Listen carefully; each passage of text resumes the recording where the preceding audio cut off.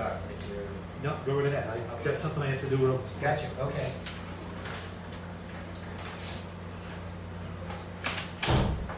Okay, I'd like to call this meeting to order.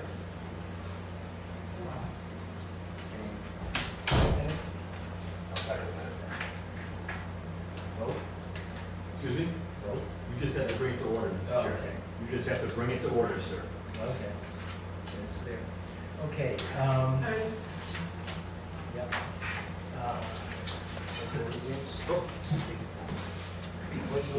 To the flag of the United States of America and to the republic for which it stands, one nation under God, indivisible, with liberty and justice for all. Okay, so we get the vendor checks, funeral checks, minutes. Is everybody comfortable with minutes? I move that the minutes of the July 14th Select Board meeting be approved as submitted. Okay. Chairman?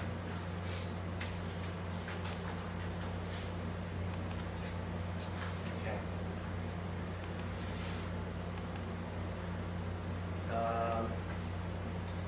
The local septic approval, Seconded. You need to second the motion. seconded. Vote yes. Yeah, yes. Yes.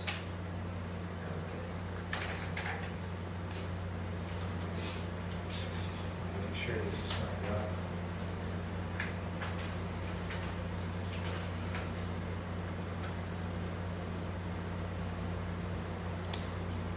And where this is.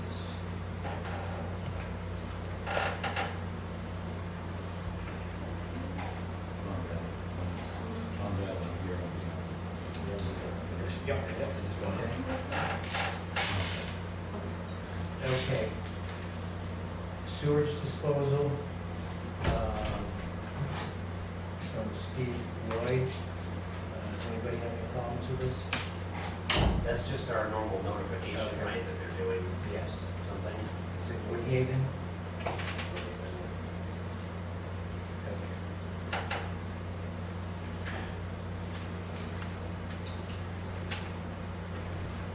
How you doing?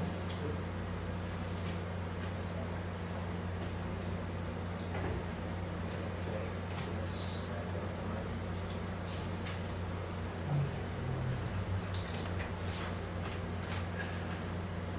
ATV permit, night permit, to get to the Warren Music Festival on August 22nd. And Is there a period of record? Mike, Oh, if you have any questions on that, I can answer them. My name is Tom Babbitt, I'm with the Say ATV again? Club. Tom Babbitt, I'm with the ATV Club. Okay. Yeah, could you explain what you want for a night permit? So what we're doing is we do our annual poke around, which is our charity event for the club, to raise money for the club. So the 21st and 22nd, on Friday, we'll have, I'm not sure how many campers this year, but we'll be camping over at John Mead's Field. And in conjunction with the camping availability, their Mountain Mud Run Music Festival is having a music festival up there, so we would like to be able to allow our people on Friday night and Saturday night to go out for the music festival. I believe the way that the permits are structured for the state police and also the Bureau of Trails is it's up to 10 o'clock. I don't think it goes any later than that. What we would probably do is as people go up to Mountain Mud Run for the music festival, right before the 10 o'clock hour, we'll probably have one or two individuals corral everybody out and ferry us back down to the airfield for camping. Okay. Are you part of the Wentworth ATV club? It's the same club, yes. I'm the trail administrator. Okay. Do you realize there's been a number of complaints in this town? Very much aware of it, very much aware of it, yes. Do you have an individual who's been particularly troublesome, who's engaged in confrontations with a police officer? And I'm not aware of that one. Well, why don't you listen, Yeah. in the last 2 weekends. Are you aware of that? I'm aware of some stuff. I know that Andy Brigon, who is our president, has been working, I think, with Chief Trot on that. What are your bylaws for dealing with unruly members of your group? I'd like to hear. Yeah. As Mr. far Chairman, as, can I turn down, I'm having a hard time hearing the discussion. as far as our trails are concerned, Excuse me, Linda, I had some notes on this from this morning. I got it right here. Thanks. Go ahead.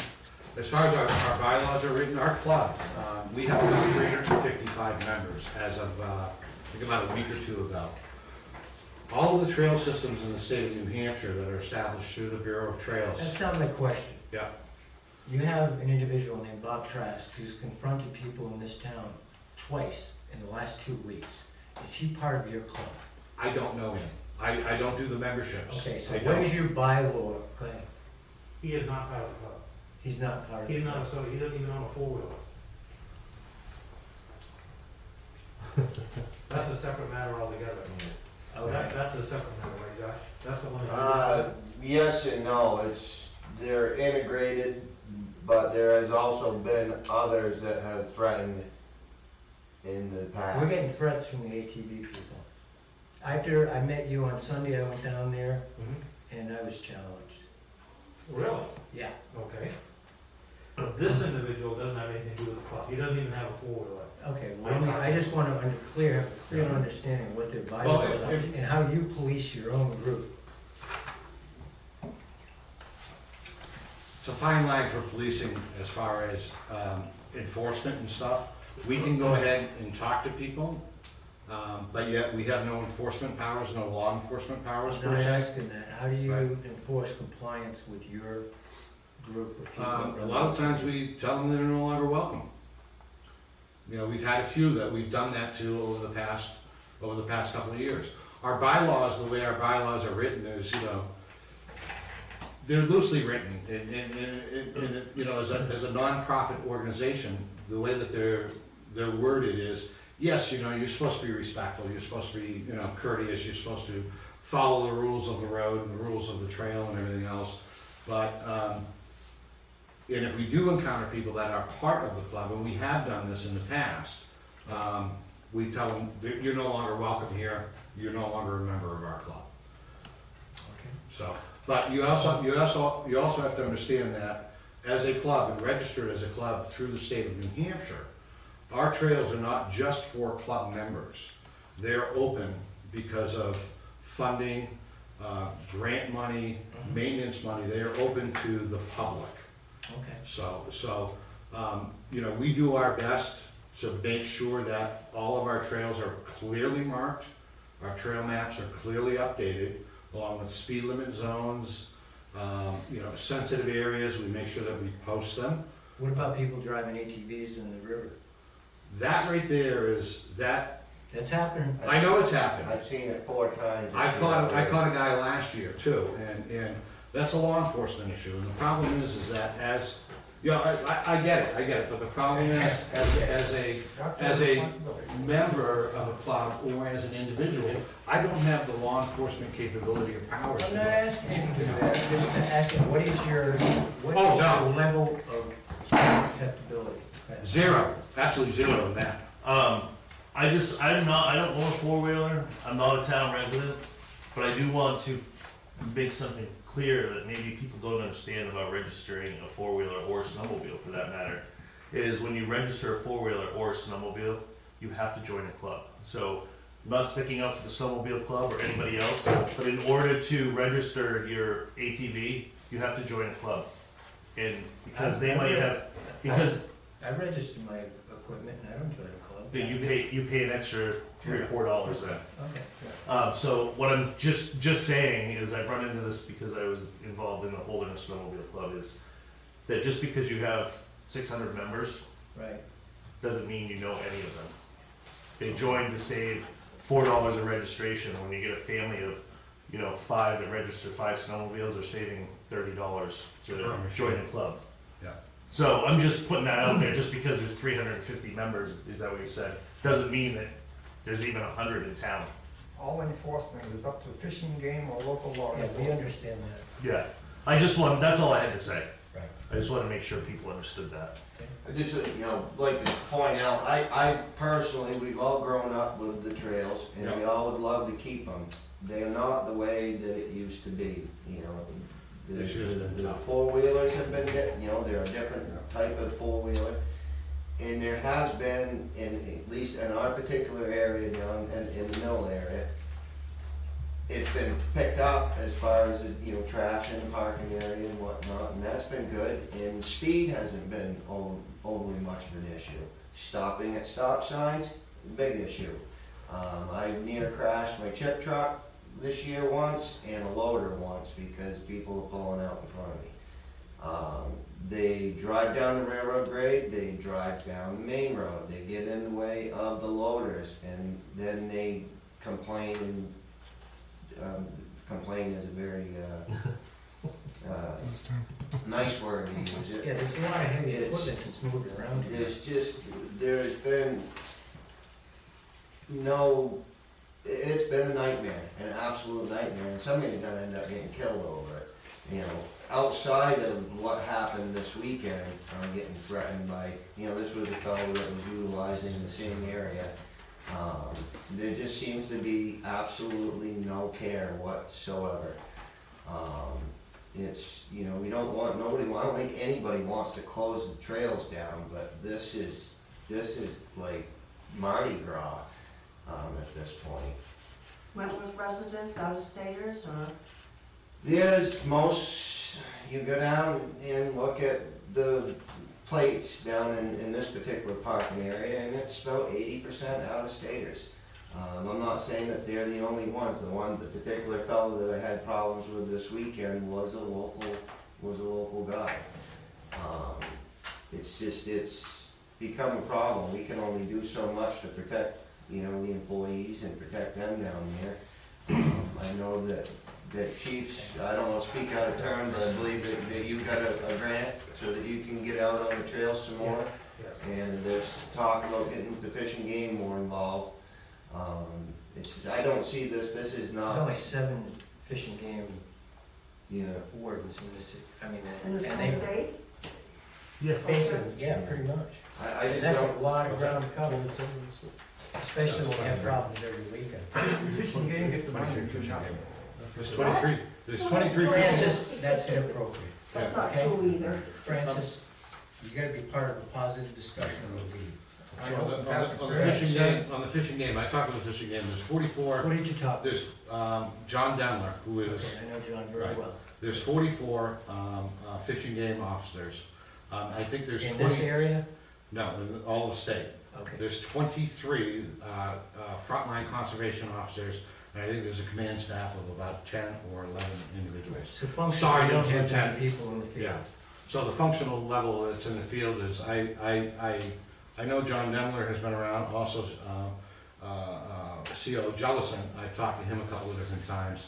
He was up patrolling this past week, and I know that Demler has been out patrolling the past week too, Okay, which is good. good, which is good. So I've been working with them, I've also been talking with Wally, along with our chief of police, and Who's your chief of police? In John what- Stumgakis, In what town? Warren. Warren, So John also has a grant this year, okay. and he has been out patrolling also. Well, you got grants, Yeah. there's people involved, but these things are still happening. Yeah. And it's inappropriate. Chief, I'd like your input on this. Sure, well, first of all, I wanna say that the club has been helpful last year and this year in us obtaining the grants in order to do the enforcement that we need to do. Because Fish and Game recognizes that they don't have all the manpower that they need to Right. take care of this problem, so they recognize that as a problem. But Wentworth's a small community too, and you have a part-time police department. Right. Having said that, this past weekend, the OHRVs that I dealt with, and Josh and I have had a couple good conversations this weekend, we met with each other, he had brought some problems to my attention. I came down in my personal vehicle, you saw me, Right. and I dealt with some issues. those 3 OHRVs, none of them were from this area. And they left, I'm surprised the select board didn't get a complaint because they left not upset, they left not happy with Chief Trot because the way I addressed things with them. But they were blatant violations. Hey, I'll be glad to talk to him. So they went back to wherever they came from and wasn't from our immediate area. For the most part, the club does do a pretty good job policing their own, but not policing them in the sense that we would law enforcement wise. I have no problems going to Tom and saying, listen, I had a run-in with 2 of your club members, not impressed with them. They left with some paper, you may wanna have a conversation with them. And no doubt in my mind, he will. The club has supplied the blue LED lights for our four-wheeler to do the patrols that we need to do. So that's great, we're thankful for that. It's just a matter of coming down right now that we've been approved as of Friday for the grant to be able to do some proactive OHRV enforcement. And that's what I'll start doing as of this weekend. But as you know, I've got my thumb in a number of holes in the dike trying to hold water back. Then when I ask you, when I challenge you on what to do with this, I'm not doubting your efficiency in doing your job. It's just, I look at you were confronted, he was confronted twice, I was confronted. It's a matter of time before it gets out of control. Well, it was very much out of control this weekend, and a guy right in my face just like this. And all I'm trying to do is for the safety of this town, is prevent that sort of activity. Right. And all I'm doing is saying, we have 2 different issues. One of them that Josh is referring to that is separate from the OHRV, that guy, not associated with the OH, but clearly a problem. But he was in the area 2 weekends in a row. where the people were driving into the river. Yeah, if the four-wheeling trail wasn't there, he wouldn't have been there. Yeah. I mean, It's people, yeah. Yeah.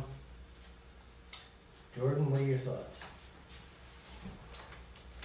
You guys are camping on John Weeds on the airport property? On the other side This is of the airport. north of the mill? Yes. Okay, so does the sawmill have concerns over the night permit? I just found out about this morning. We try and keep as good of a repertoire with the Meads and the Petersons as possible. We, interworking, business deals and it's their property. They can do whatever they want. But to transit over your property at night, No, we wouldn't be going over their property at night. We would be going from there north to, up to Warren. So we would not be going, south of that after dusk. Did you do this last year? their property runs. What's that? Did you do this last year? Yes, we did. Yeah, and what about the year before? Did it the year before. It's never been, I know it's happened the last 3 years? Last, 3 years down here, but prior years, for 14 years, we did this up in Warren. We had a site up in Warren that we can't. And it turned out to be non-problem. Why do you need a permit if you've got a registered vehicle? State of New Hampshire for OHRV State is police require it. is a half hour before sunrise and a half hour after sunset. So sunset on the 21st, 22nd, I think is 7:45 or somewhere around there. And we would like to be able to stay up at the music festival till 10 o'clock. That's the latest they'll give us a permit till. Is this regulation the same for snowmobiles? Snowmobiles are 7:24. Snowmobiles are all the time. Hang on, There's no restriction on Why snowmobiles. discrimination? hang on. Excuse me, yes, the floor. Yeah, so my overall point, I guess, is that there's 2 separate topics here. There's the four-wheelers and the trails and Yeah. the mill and the problems there, but the question at hand here is the night permit. Yeah, the night So, permit. I would be inclined to give the night permit because it's mostly the local members and. A lot of the members that camp here are people they that local? donate to the club their time, energy for trail maintenance, everything else. You So, guys are camping there with them? yes, there will be people there that, What do you mean? He asked you specifically, you're gonna be there, and you said there'll be people there. We know there's gonna be. I won't be there, but there will be, there Okay. are, Andy, the Meads.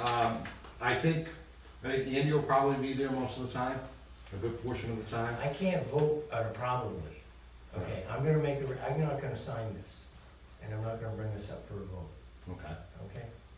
Until you can come back here with a plan. It's A guaranteed. plan for what? Why don't you listen to me? Okay. A plan of after talking with Chief Trot and John Demler, because I value their judgment. Mhm. And I wanna make sure that there's somebody at that site that's reasonable, who will shut down people that are just acting way out of line. So let me give you a little more insight into who will be there. There's 3 or 4 presidents from other ATV clubs that will be there, that join in this event. Sure, I don't care who's there, I just Yeah. want you to come back to this board with a plan. You come back with a logical plan after talking with Chief Trot Okay. and John Demler, and you get them to sign off on it.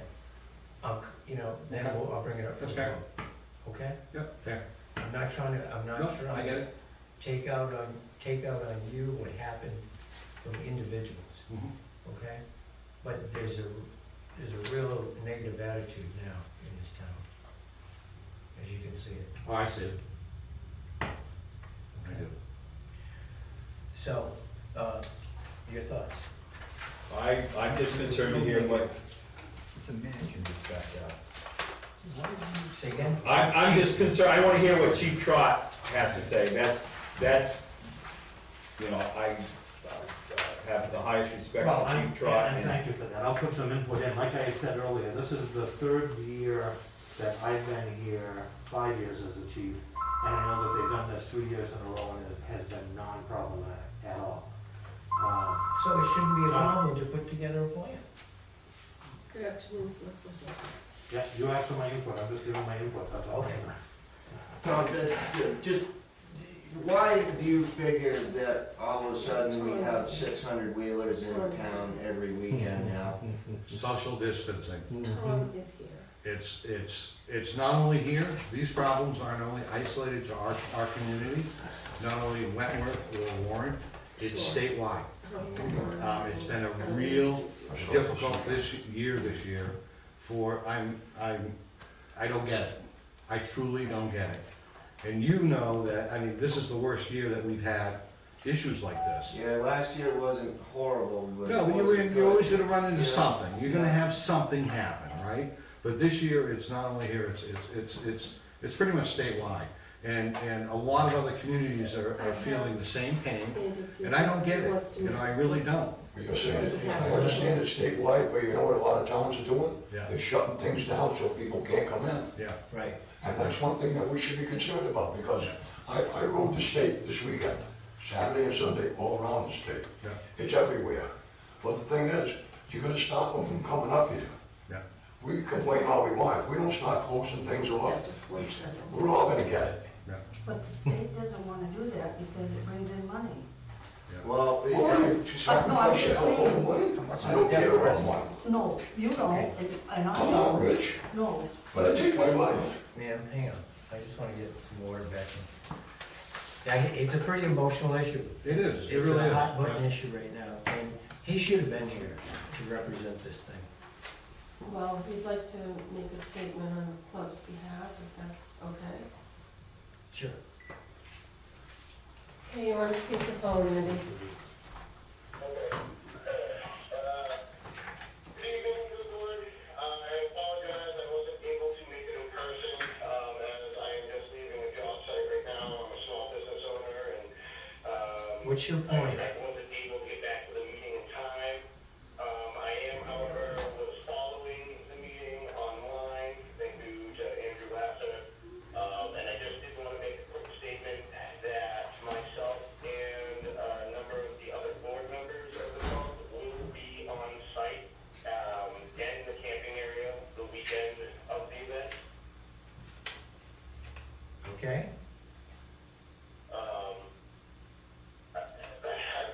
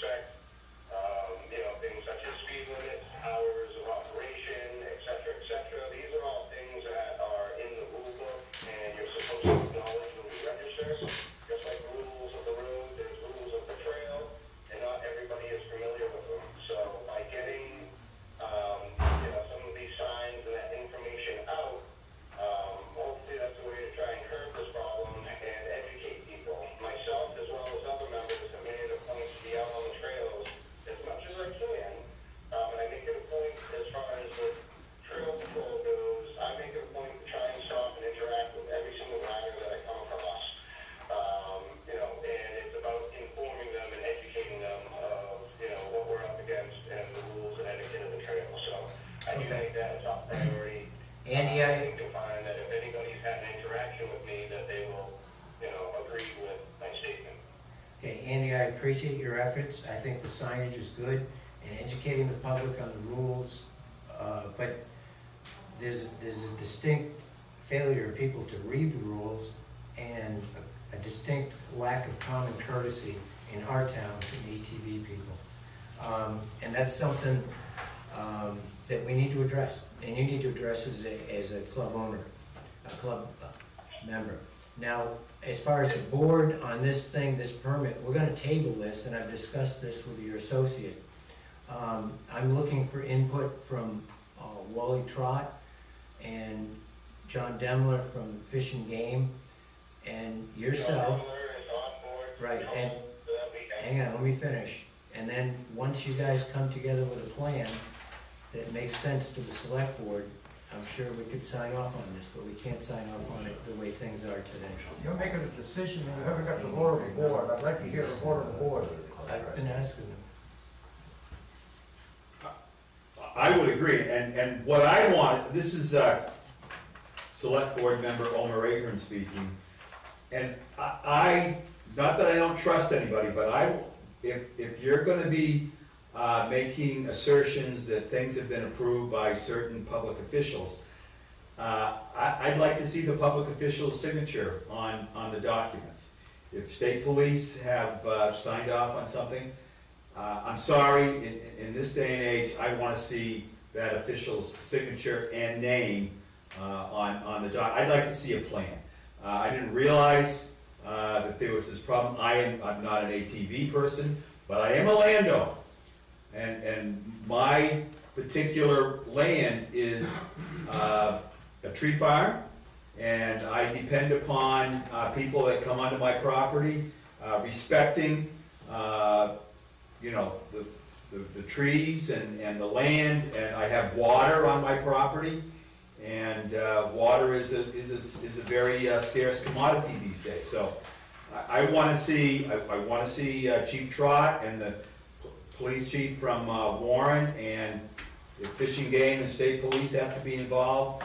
I want to see the plan, and I want to see it signed off on, if they're willing to, from those public officials that ultimately are responsible for protecting the people in our communities. Thank you, Mr. Chairman, for giving me a chance to speak. Jordan? Yeah, I agree. Jordan, you've already put it Yeah, in. I think that as long as there's a solid plan that they can bring to us that just addresses all of the concerns, and that they can prove that four-wheelers at night won't be going to the mill or the river or other people's properties, as long as we block off the trail or have law enforcement, or if one of the members is at the campsite or the people are up there, just to make sure, then I would definitely sign it, as long as all that's addressed. You got a Do you, report from the police. hang on, you're not recognized. Hang on. What would you like to add to this? I think that, we haven't had any problems in the past with this. This year has been a difficult year, not only for us, also for. I know, but we're addressing this Yeah. year. Yeah. This is the problem. I can't address what's happened in the past. So, my only concern is we'll, chase down all of this in the plan. I don't really have a clear idea of what you're looking for a plan, but Well, you're the one looking for, you're looking. I think we can figure something out, and put something together and bring it to you for next week's, select board. Yeah, I think John Demler is very cooperative, he's very knowledgeable, he knows me like a book from the military, and, I trust you're gonna come up with a good plan, but I want it well thought out, okay? You got a report from the police department that in past years this has gone on very favorably. Why be hard ass now? Because of what happened the last 2 weeks. That's not a good precedent. Well, you know what, that's your opinion, okay? When is the thing? Anybody else on this subject? When is your, the concert? Chief, are you comfortable with it? Yeah, when is the date of this supposed to be? It's August 21st and Oh, 22nd. okay, So we you got got- plenty of time. you got Plenty of time. time.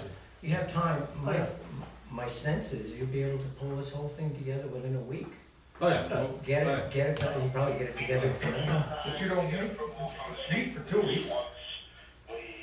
It's not until August when it comes. Andy, what was that again?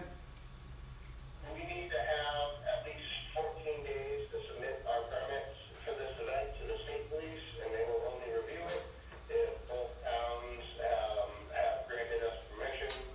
And we will not be able to make by the time the next working meeting happens, we will be at that cutoff, which I believe right now we're at 25 days. So if we cannot. Well, listen, it shouldn't take you that long to develop a plan. It shouldn't take you that long to develop a plan. Well, what date is the next meeting? The 11th. The 11th? You know, this is a document that the three of us can get together on and vote offline. This Okay. doesn't, we don't have to have a Okay. formal meeting. That works. Okay. That works, if you're willing to do that, that'll work. Yeah, I'm willing to work with you, I just want you to You come can up have with a another plan. Contrary, you have to have a meeting in order to make a decision on Hang that. on, you're not recognized. I'm just Well, trying to- Point of order, Francis, you're not on the select board. point of order, doesn't have to be on the select board. When you're not doing things by vote in a meeting, you got a point of order. We're having a discussion right now on a specific subject, and you're interrupting continuously, okay? And you're voting We on your haven't- opinion. I haven't heard the vote of the board. No, we haven't, it hasn't come to a vote. Josh is the only one that's had his hand up. I just, Right, I'm sorry. That's all right. I just like to point out, especially to you, because I have been hassled by people in Warren, is that you guys are trying to destroy the community and this, that, and the other thing by addressing some of these ATV issues. What we are trying to do, or at least myself, is to save what community that we have left. It's rapidly seems to be going away. So we're, myself, I'm all for keeping the trails open and everything else, and I think everybody else is in town, but, it's, we're not trying to. I know, it's a difficult thing, because, people, human beings, I mean, it's ugly this year, it really is. And I look at our community, I mean, I've been in this community for over, my family's been here for over 100 years, as summertime residents, so I know a lot of the people in this community. And, I get it, I really do. Yeah. This has been I a appreciate difficult that. year, it has, it really has, and I just don't want you going away with a sour taste anymore, it's, I have very thick skin, Josh, you know that. You know that. You know that. Andrew, where'd you go? Yeah, you folks didn't make a motion to vote on this, correct? No, Okay, so I don't understand why certain people are indicating that it needs to be voted on if it hasn't had a motion to vote. we're still in discussion phase, he just doesn't realize it. Yeah. So let's do this, I will, Andy and I will work together, we'll put together something, Right. a plan for you guys. The Warren Select Board, they're okay with this. Yeah. Our chief of police also is okay. I'm sure that Wally's okay. And what we'll do is we'll put together, I don't know if you want me to get a letter from Wally, you want me to get a letter from my chief of police, or do you want an email from him, or, for confirmation? I know Omar had indicated, well, as an official, he wants a signed document from that official. If that's what's required, I'll get it, Or is an email sufficient? If I may, Mr. Chairman, there's two things. What I see is unique to this is it's a nighttime thing. It's an hour and a half.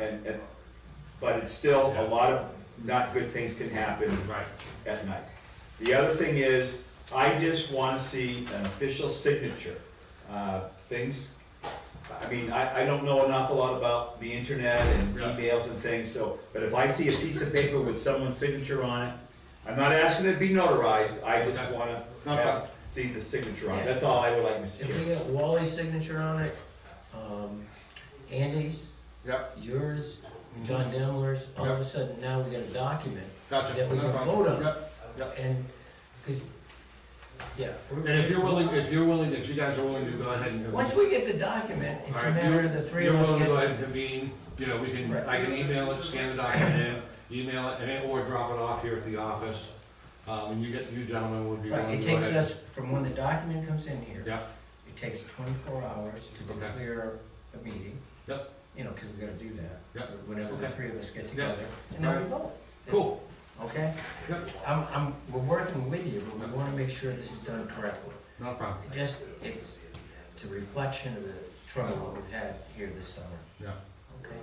Well, I don't think it's just us. I think there's other issues interesting things that have been going on outside of just the ATV stuff, but it's been a difficult summer. Yes. Yes. Okay, They asked for permission for permit, so, are you denying it? no, Well, then what are you doing? You're making a decision, what is it?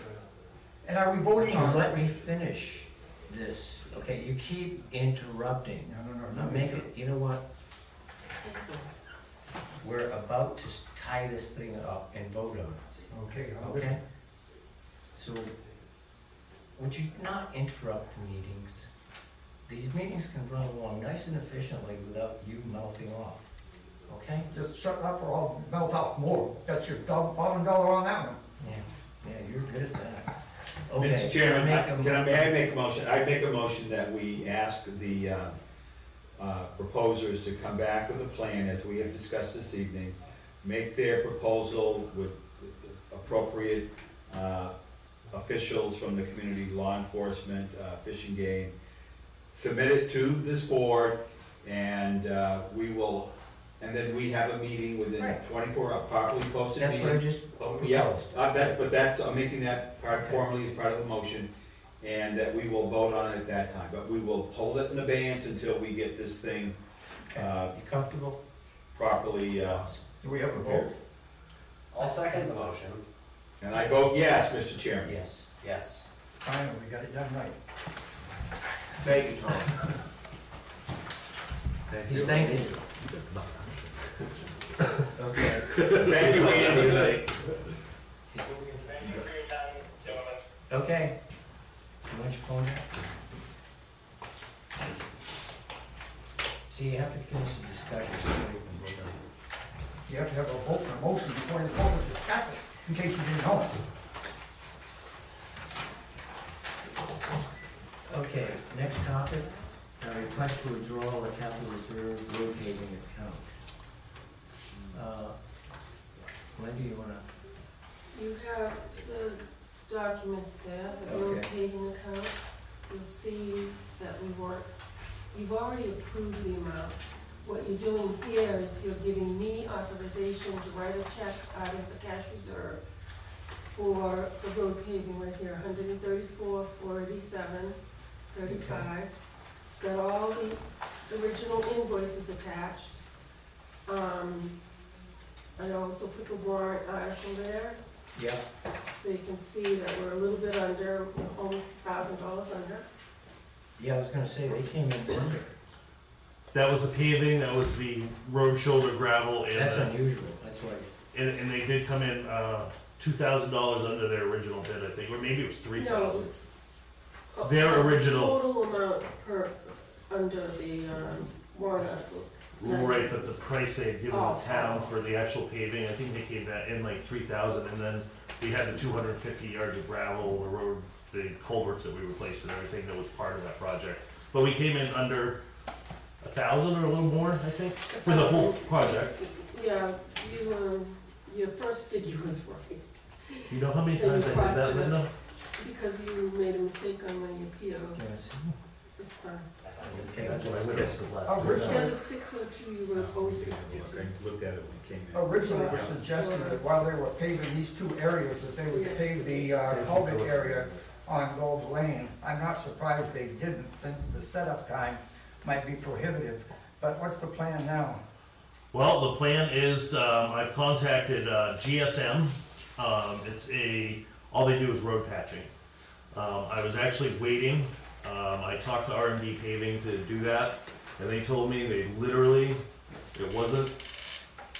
they could not go up there and take the paver off and pave it. I'm not surprised. Such a small spot. Originally, they were gonna do Goes Lane, and I was gonna have a spot done on East Side Road right by Courier Hill Road. There was gonna be like an 8-foot patch, and they said they would do both of them by hand, and I didn't have that one ready. I just haven't had time this year, so I contacted GSM and that's all they do is road patching, but I'm gonna try to wait until the middle of September to see if I can get them to do the patch on East Side Road, if I get to that this year. I have a Will it lot be of anywhere stuff near going on. smooth? What's that? Will the patching be anywhere near smooth? Well, if I am doing it myself, I will try my best, but there'll be no guarantee. If GSM does it, it will be a very good job. It will be smooth. There won't be a bump or anything, if that's what you're asking. I'm not surprised that the Okay, contractor we're gonna didn't move wanna on do to it. request for withdrawal of capital reserve for the town hall repair account. So this is signed off on you, okay? This was attached are the minutes from a previous meeting, March 3rd. Second page where Jen Mead met with us and she made, Palmer made a motion to take $4,000 from the expendable trust for the town hall maintenance. Okay, And this bill is $3,400, it's for the initial engineering and CAD. does that come out of the 4,000? They Yeah. already approved, okay. It came under, They came in under again, okay. yeah, Okay, good. so it's been previously approved and it's just, I need to give her the money so we can pay this bill. What's she Okay. requesting? She's requesting $3456.90. They came in under. Yep. Okay. And, library trustee appointment? Yes, I'd like the select board to appoint Tony Sylvain as,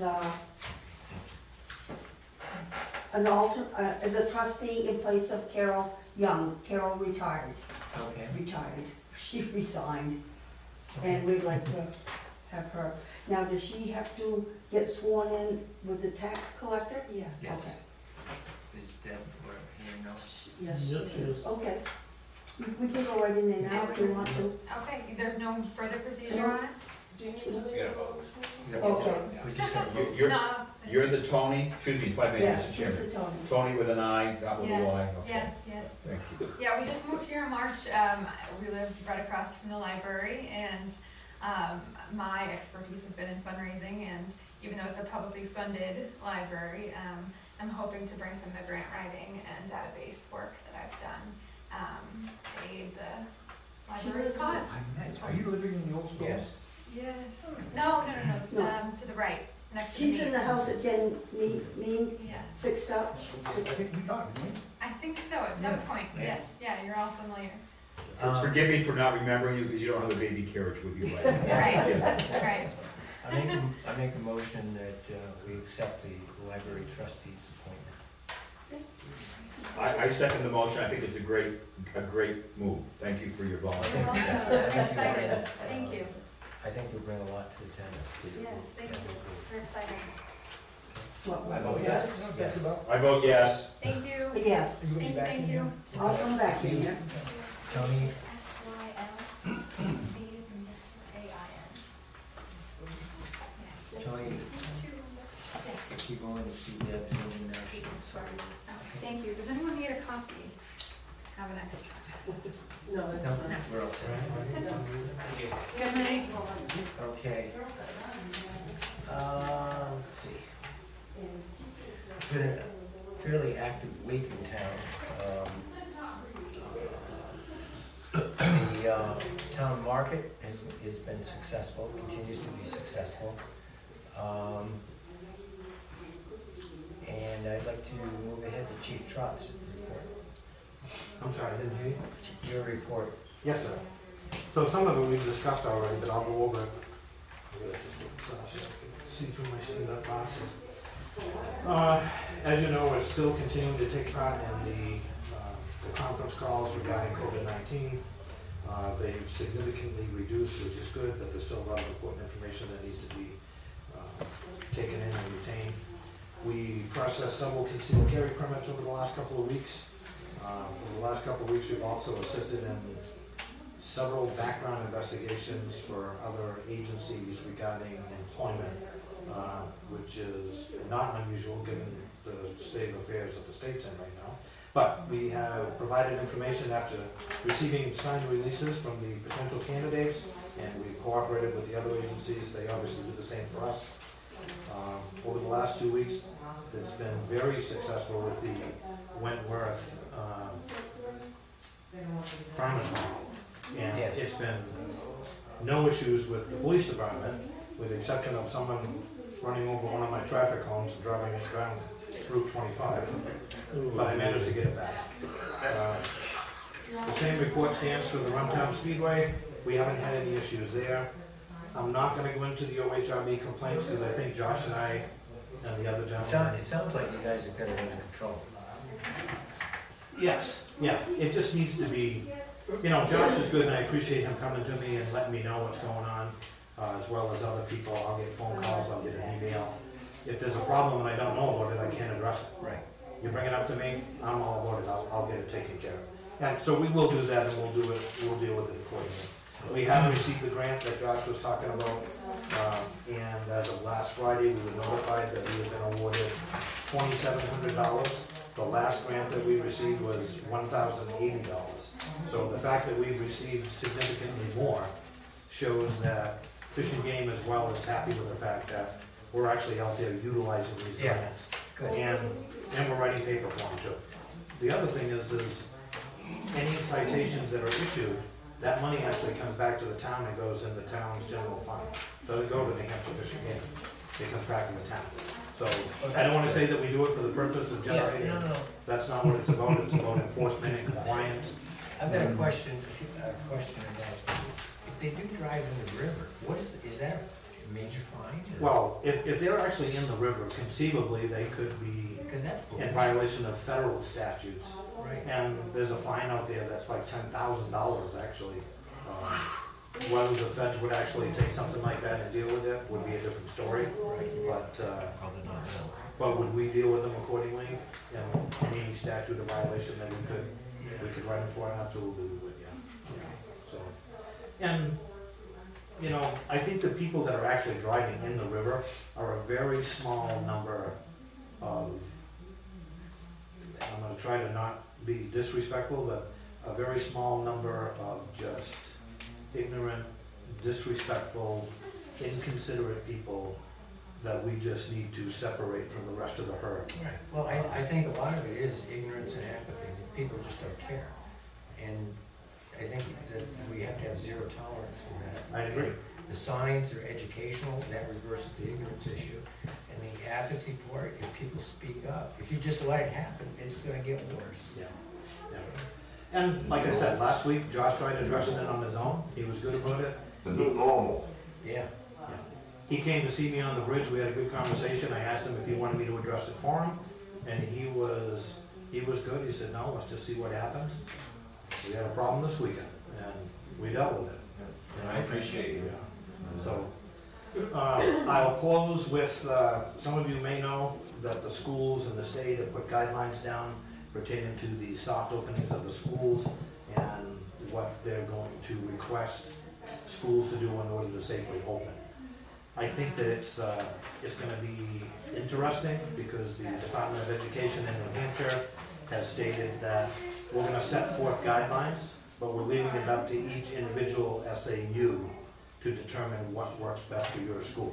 Okay. So, I've been asked to be part of the committee for the soft opening with Wentworth. I've agreed to do that. We've had a Zoom meeting, a regular meeting that took place last week, and we have another one that we'll take part in tomorrow. So, when you're not seeing me in my office, I'm out doing something else like this, so, hopefully that's gonna be productive, and we'll get a little bit more guidance on what may or may not happen the end of August, beginning of September. Okay, thank you. Okay? Okay, Chief Ames is not No, here. Mr. Chairman, I have a question of the chief. This whole mask issue is really creating some challenges. I don't know if you're familiar with the 3-hour meeting that took place in Plymouth last night. I am familiar with it, very much so. So, Chief, I'm concerned. I've got my own personal feelings about masks, and but I'm not a medical doctor. But I've seen a lot of information come in over the internet. I know there's been a couple of major press conferences in front of the United States Supreme Court over the last couple of days. I have 3 or 4 of the major risk factors for these things. But I'm hearing different things from different folks. Last meeting, our chairman, who was a medical doctor, spoke about this issue. But Chief, you're the one that's on the phone calls, I don't know how many times a day or times a week. And, there's concerns expressed about our town offices, and I'd like to hear from you, Chief, as to what we should be doing, okay? I'm a firm believer in, the personal responsibility of people to act appropriately out there. However, there are people out there, I'm hearing tonight, there are people out there that are miscreants, and they don't seem to want to act appropriately. I do have my, not this one, my kerchief here, if I need to put it on, and Why do you carry it with you? just in case. I want people, I want to be. So it should be left that way. Hang on, you know what, I was gonna bring up a motion. If you want to wear one, wear one. If you don't, no. Absolutely. Okay, so, but, and excuse me, Chief, for going on, I don't mean to cut you off, but again, it's an issue that is very, very much in the forefront right now. What do we do, Chief? And our. There's a whole, I spent 3 hours going through this in meetings. Do you have the same thing? Is that the 2.2 or the 2.0? Yes. Okay, yes, I do have it, Okay. yes. I was gonna make a motion, during the meeting. I haven't read that. I have not read that, Mr. Chairman. Okay. Well, why don't you do the recap on the guideline? Basically, the universal guidelines for New Hampshire employers and employees. Basically, it's a thumbnail sketch. Employers must, if they're sick, must be allowed to go home.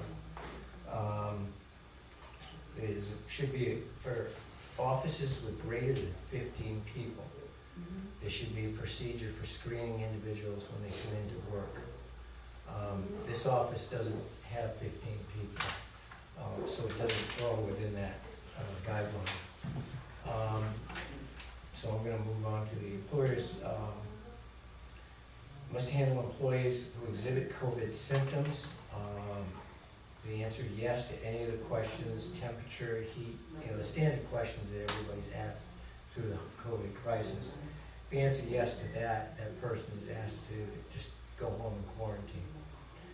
Employees must strongly promote frequent hand hygiene, and there's hand hygiene equipment in the restrooms and out in the lobbies in each one of the offices and here.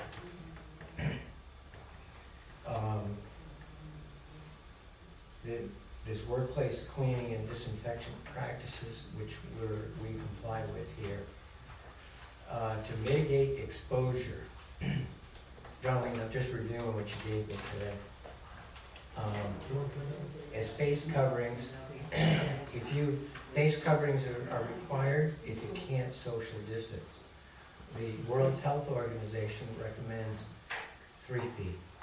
So people are separated by 3 feet as acceptable social distance. The CDC recommends that it's 6 feet. And we've tried to set up this office under the rule of 6 feet. And that's why if we're 6 feet apart, you don't need facial covering. And it should be allowing employees to work from home as much as practical, and then have a plan, and Linda, this is for you, and update the employee illness policy with this, and I will give you this to incorporate into the notes, okay, because I am summarizing it.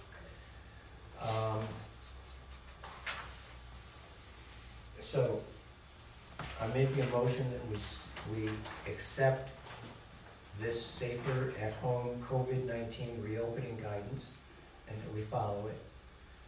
Specifically as far as facial covering will be required if you can't social distance. The World Health Organization says it's 3 feet, the CDC says it's 6 feet. So as long as we all use our heads and stay a distance from each other, you don't need to use the facial covering. If you feel more comfortable using the facial covering, by all means use it. If you have a comorbidity which makes you at risk, then you should use the facial covering. For kids under 2 years old, that's not required because of suffocation. And people who have comorbidities like chronic obstructive pulmonary disease or something like that, where wearing the mask is going to further inhibit your breathing. And you don't need to do it for that. That's the motion I'm bringing forth. Are there any points for further discussion, Darlene? I'm glad we're having this conversation. This is what I I'm wanted just to responding to you getting this to my attention this afternoon. I spent the afternoon reading it. Well, I think that as a municipality, we all need to be on the same page and Right. following the same protocols. And I think it's imperative as a municipality that we are protecting our residents and they know they are being protected by us. No matter what we may think about the whole situation is irrelevant. Right. We are supposed to be following the guidelines. We Yeah. need to be doing better at cleaning. Well, it's all outlined in here. But Right, so if we the big argument comes from people in the community, why do I need to wear a mask? As long as you can stay 6 feet from somebody, you don't need to wear a mask. And the United States is the most strict on that. The rest of the world it's just 3 feet. Okay? And 3 feet is just an arm's length. Right. So we're doing the 6 feet.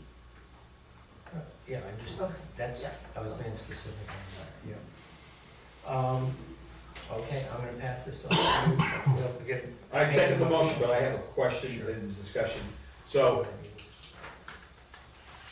no, that's okay, if the chief is happy with that too. My question is, okay, people coming from the outside into the building, is our office building, is our town office building gonna be open to the public? And what does that say about members of the public coming in here? That's, members of the public can come in, Okay. as long as they socially distance. If they can't socially distance, like they have to get in a close encounter kind of thing, then they gotta be masked. Darlene, can you handle that? Dealing with the public in the office, I mean, making sure that Well, they're, they've got a big screen. yeah, okay, that's right. Yeah, Is but that- this is a public area, Right.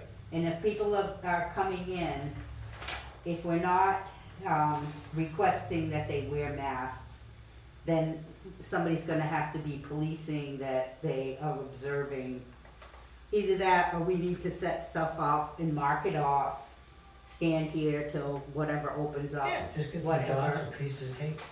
Like at the To supermarket. keep that Yeah. in check Yeah. for everybody, and my concern is for the community. Yeah. And it starts with us setting an example, despite what we might think. But I think that we all need to pull together, and we have been very blessed in New Hampshire to not get hit, and I hope to God it stays that way. Yeah. But areas that have, it's a sad situation, and I'd hate to see it happen here, Yeah. just because we relax. Okay, so the motion has been seconded, and I vote yes to adopt this. I vote yes. So we're not, it's not mandatory to wear masks within here as long as we do all that. Because I could definitely vote to suggest masks, provide masks, Yeah, mask will be yeah, recommend provided. masks, Yeah. it's not mandatory, Right. no matter It's what we not walk in. mandatory. Okay, then I vote yes. But if you can't socially, that's what I mean, if you can't socially distance, then it needs to be mandatory. Okay, I'll pass this on. Thank you, Darlene. Thank you very much. Chief, thank you for your,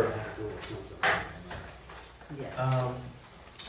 Well, I appreciate you taking the time to talk about this so that we're all on the same page, because it's just getting so crazy. So I appreciate that. I don't know who's going to be responsible for figuring out measuring distances. 6 feet, tape measure. A tile's 1 foot. I Times mean, 1 who's foot. gonna do that? I'll bring some blue tape up and do it. It'll Blue take me 10 tape and minutes. put it on the All floor. right, I appreciate that. And maybe Darlene, you guys can make up a sign for the front door that, Yes. you know. And, Mr. Chairman, I wanna thank you for reviewing that, Yeah, report. well, she brought it to my attention at noontime today, and I just wanna keep these things timely. Thank you. One more thing, do we have extra masks for people that We show up and may want one by the We door? do at this point, yes. Okay. And most towns are requiring masks to enter their buildings. Okay. Chief Ames is here. Wally, have we had any fire emergencies that, Not the number where I know. no issues there? Okay. No, sir. Did he send in a report? No. Written? Okay. The transfer station, Jim. Okay. Quick question for you. Do you have a price list for all the, when people bring in stuff, do you have a set price list for everybody? Yes. And then off that price list is, do you have a procedure where the person signs off and gets a receipt and everything? Yes, I asked them if they want a receipt, Yeah. providing they have to pay for whatever item they have. Right, And I asked if they would like a receipt. 9 times out of 10, people say no. right, okay, You know, but I have to write one anyway, yeah. just because for internal bookkeeping here. And do you have a system for, the change, Linda? Money for these Yes. guys to provide change? Yes, I have given them $25 and they should always maintain a $25 balance. Yeah, I okay. understand that Yeah, it's we- down to 18, so Yeah, work on that. Yeah, we need to work on that. Okay, it's But- just, I just, Yes, we do. yeah. I would just fine tune that a little bit, just, okay. so- Yeah. Okay. Is that all you needed, or from me? Do you have any problems Uh, that we can help you with? Well, you probably got a lot of problems. It's not an open-ended question. Sorry. Not at the moment. I'm still trying to catch up, as needed to get the stickers on the windows for everybody. Yeah. We gotta And, do that, huh? we gotta do that. Yeah, we've been doing that since the Yeah, first because year. people out of I town are know. taking advantage, man. Yeah. Somebody And, dumped some trash, I think Saturday in the middle of the road.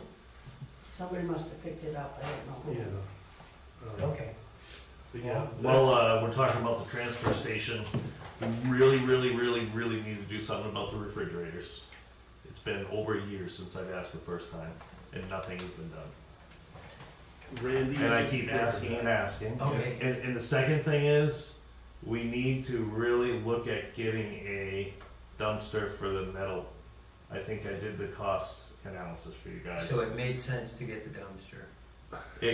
After we spent 6 hours, the town made $31.80 on 6 loads of metal going up there. You get about $40 a load.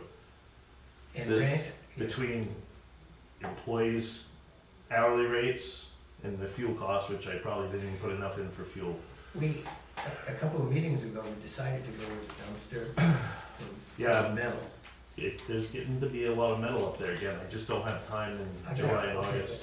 Where do, is it, I Jim, think is that? Randy has already made the arrangements from Richard to drop off a roll-off to be put in there. Okay, so can we put that in the minutes as part of that report? When they bring it up, let me know and I'll clean that out and we can stuff it right in there. Yeah, that would be good. Maybe if you guys could give Witches a call and get an ETA, estimated time on that, and that'd give him some lead, Okay. okay? Yeah, it's getting full again. Oh, I know. And Another issue, which I think there might be some rumblings around town about it, is all the glass bottles that I have sitting behind the shack. Right. And the story, I don't want to take too much time. The story behind that was when Glenn was here, he would take some of those bottles, because they were 15 cents a piece in Right. Vermont. In Vermont, right. He would take them over there, and drop them off, and get reimbursed for them. But I guess Vermont sent a nasty gram saying they don't want that money to come out of Vermont into New Hampshire. Who'd they send it to? Huh? Who did they send that to? It was either, I don't know if Arlene ever got it, or it was, I don't know where, but we have record of it somewhere. It came to the office, or you might want to talk to Glenn. He's the one that took that. We'll Okay. look for something in the So, files. Glenn leaves, and Randy shows up. And Randy said he knows a family in Vermont that was, who was involved in a fundraiser for their local elementary school. And they were gonna come over and get all these bottles. They did. It didn't work. Okay, can you Sure. bring, Okay? I think if, So, okay, let me just bring it up for you. Jordan, do you have any thoughts on, I mean, that's a source of income for the town. Those bottles that you're talking about, yeah, and you still wanna take them to Vermont? Well, to give them to, right my, now, Vermont won't reimburse the municipality in New Hampshire. right. So, My the thinking, next thought was to give them to. my thinking was I just wanna let's find a nonprofit over there. If people can come and get them, and just have the money go to the elementary school, American Hearts Association, Boy Scout troop, whatever. And just let them have it, but they gotta come and get it.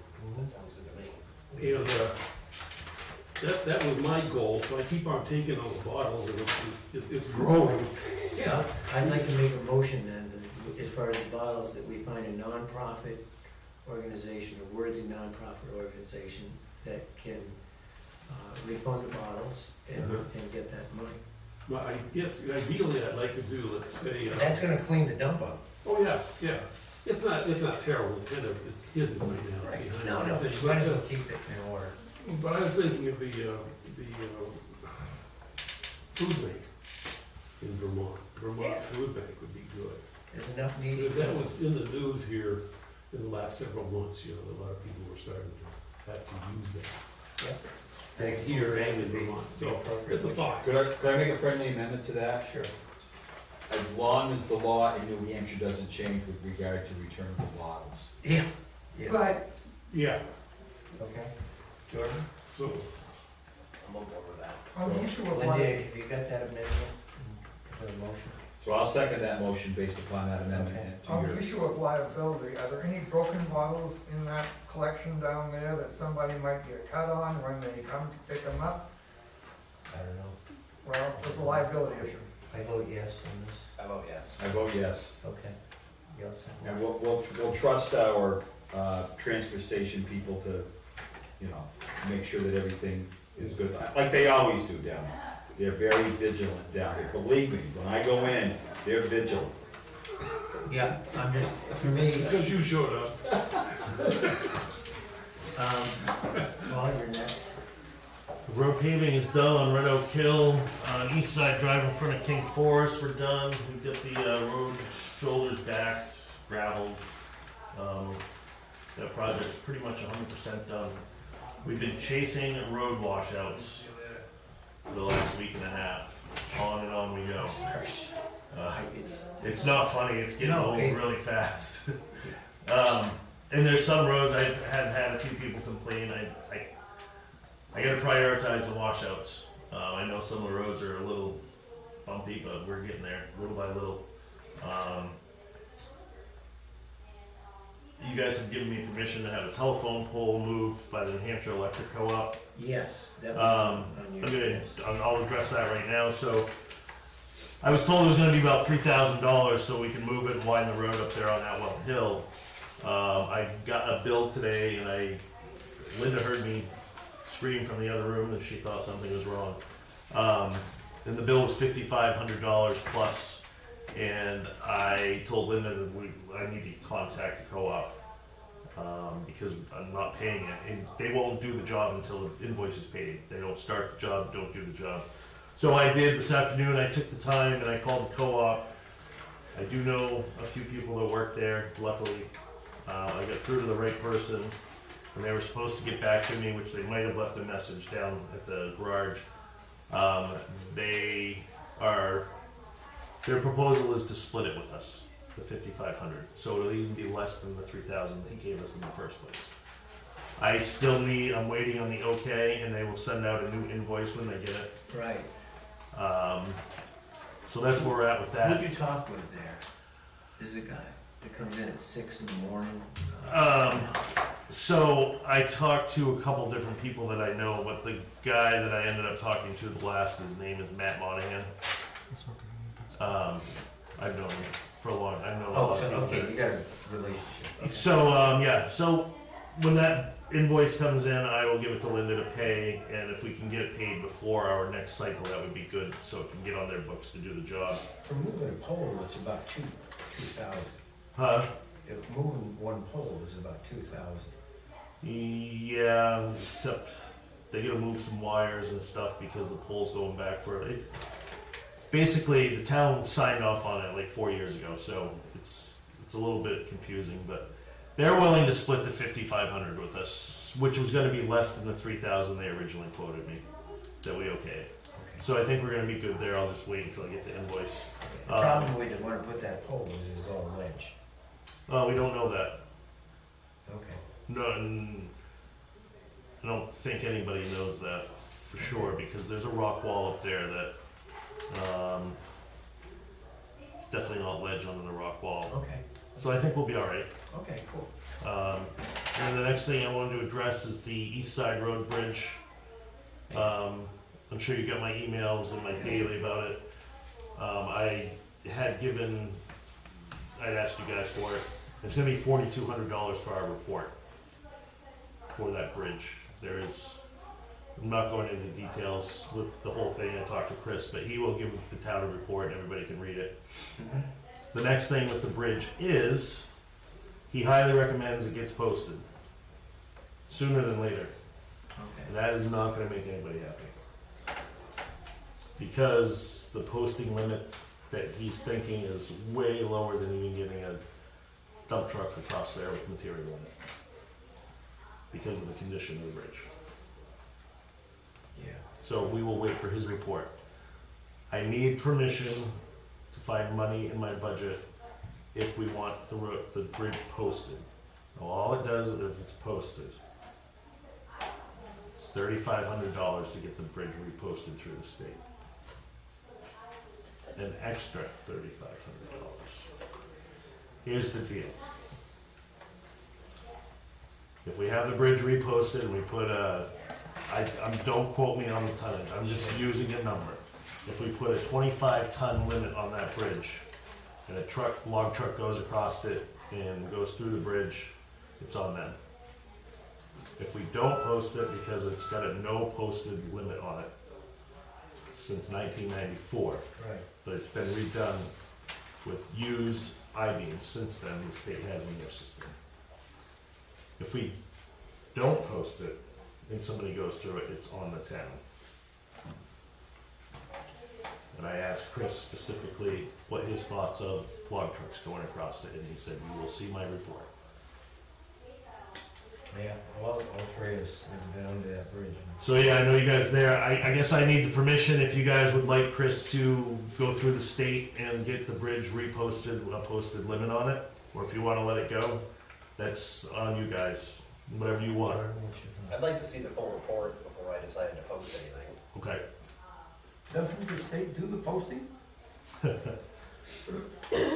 COVID-19 thing, states. It's very complicated, Francis, that I found out. Yes, the state does posting, but they go from when the bridge was, they go from 1994 is what they go from. 1994, there was no posting on the bridge. The other ones that are derelict of duty then. What's your thoughts? I'd like to see the report too, but we gotta authorize spending $4,200 Right. first, yeah. But liability, I mean, this is the reality of today, we gotta prepare for the worst. So, So, we obviously went out there, we saw the condition of the bridge. I know you did. So, I mean, I think you gotta follow through with the report. So I make a motion that we, go forward with the report. And then once we get the report, then we'll make a decision. you got the money in your budget for the report? Yes, I do. Okay, as long as this road agent's got the money in his budget. It's in the bridge, it's in the bridges fund. Yeah, my only thing is that if we ever get to a road posting, I'm just not a big fan of posting bridges that we don't replace, because then you're limiting what landowners can do and taxpayers can do along these roads. So if it's in that dire condition, we'll have to get it scheduled to get replaced as soon as possible. Right, but in answer to your question, we've addressed Paul and Jeff and approached, June, waited from FEMA, and to make this bridge part of the litigation. So I got a little more information on That's talking what I to need, June. that's the piece I need, right? Okay. So we can put that in our hazard mitigation plan, but if it's not due to flooding or a natural disaster, it's due to deterioration over time. There's really not much they were gonna do. We can put it in the plan, I would put it in the plan. and that's what she said. I'll put it in there, but it's not like a natural disaster, is what she's saying. Like a lot of the mitigation plan is natural disasters that occur. Does that make sense to you? Yes, It but made sense to me. natural disaster is gonna be the thing that takes the rest of that concrete out. Yeah, I mean, if the water came up above the bridge and wiped it away, that would be our best bet. I mean, Is this it June? would, Is this June speaking? yes. Okay. So that's our option. I'll put it on the hazard mitigation plan, like I told her. Now, if we get that reposted, pay the $3,500, and then we get the thing fixed and have to post it back again, that another $3,500? Nope, we can't, if and when it ever needs a repair or anything ever needs to happen to it, which I have no idea, I'm not an inspector or anything, but, it can be built for a no limit bridge. Yeah, sure. We're probably just skipping too far ahead here, but since you said it's not a natural disaster and it's just wear and tear on a bridge, does that mean that there isn't avenues for us to get aid? Or are we gonna be on the hook for an $800,000 bridge? I believe that's exactly what she was saying. It's not something that the FEMA would split with you half unless there was a natural disaster. Even like the New Hampshire bridge aid? So, it's like we have some culverts that need to be, that bridge doesn't need to be replaced. Like it's not, every time it rains and we get floods, that bridge is not in danger. Okay. We have culverts in town that when it rains and we get heavy rains, it jumps the culverts, washes the roads out. Those are what they're willing to pay 50% on. Right. Does that make sense to you guys? I hope I explained it well But enough. there could be a flood exacerbates that. There could Martin's be, there Creek could is- be, yeah, there is could very be. vulnerable. Yeah. So, Okay, so, anybody want to second that motion? I think Homer already did. I'll second the motion, I have a couple of Sure. comments to make, Mr. Chairman. You're right, I was out there, I saw the bridge. I know how important the logging industry is to the town of Wentworth. It's obvious in looking at that bridge that there is some deterioration there. I mean, the average pickup truck or right. resident's car isn't gonna be a problem. It's gonna be a problem if fully loaded logging truck with 2 trailers goes over it. That's the potential, and if we've posted it and something happens, we gotta try to limit the liability to the town as much as possible. So I'm interested to see what the report has to say from Chris Fournier's outfit, and that's my rationale for going forward. Did you guys get the email from Chris? Yes. Okay, so you read the whole thing anyway. Okay. Just wanted to make sure you guys were copied on that. Were you, Homer? I'm pretty sure I was. Okay, I'm just I making get a lot sure. of emails in the course I know, of I the know, day. we all do. I'm just making sure you have read it. I probably did read it, and I hung around afterwards. Mm-hmm. I saw him doing the measurements, and I think I said a couple of other things to him on my way before I left. I was talking to a couple of the residents of the town. that kind of rely on that bridge. You met them, you know, Right. you met them, but I talked to them a little bit afterwards and got their concerns as well. But I did talk with Chris as he was doing the measurements and things afterwards. So that's why I seconded the motion, Mr. Chairman. Okay. And the motion is to approve the money for the report, Yeah. and then we'll wait about posting. Yeah. Yes, And I vote yes. Yes. I vote yes. She had her hand up. for- Oh, excuse me, I'm sorry. Oh, well, I was surprised the report cost that much money, but this bridge, the bridge, if a logger goes in there, no matter where they are, they can get out, right? Because they could go back to Kings, or they could go up to Red Oak Hill, or they could go out the other end at East Side Road, correct? It depends, I guess if you were on the Red Oak Hill section somewhere in there, going up over Red Oak Hill is a lot more difficult with a truck than it is to go the other way. So, there's some sections of town that will be, I mean, it'd be nice if you could have a better bridge, but. You have to remember, just because the bridge is posted doesn't mean log trucks aren't gonna use it. It's completely a But we're liability covered. thing. but what's their punishment if they go across it? I don't enforce it. Gravity. Yeah. Exactly. I don't enforce it, like, who enforces it would be Chief Trot. Okay. I mean, Ricky Borgia went through the bridge on South Wentworth, right, That's right. years ago? You don't remember, you're too young, never mind. Third Mountain Road, What right? happened? He replaced it, right? I No. don't remember what happened, I don't think it was a very good thing. Okay, so that's my report, and I have a non-public with you guys after a couple others. Okay. And I have a concern to address to the road agent.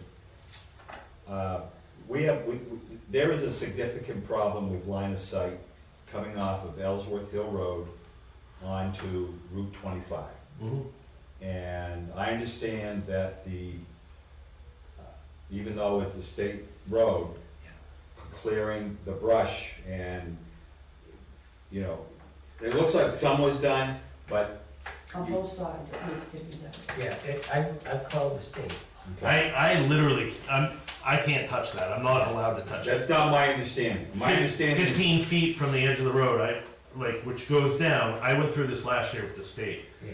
And they asked me specifically if they directed traffic because their mower was broke, if I would take my boom mower and go up through there, and I did.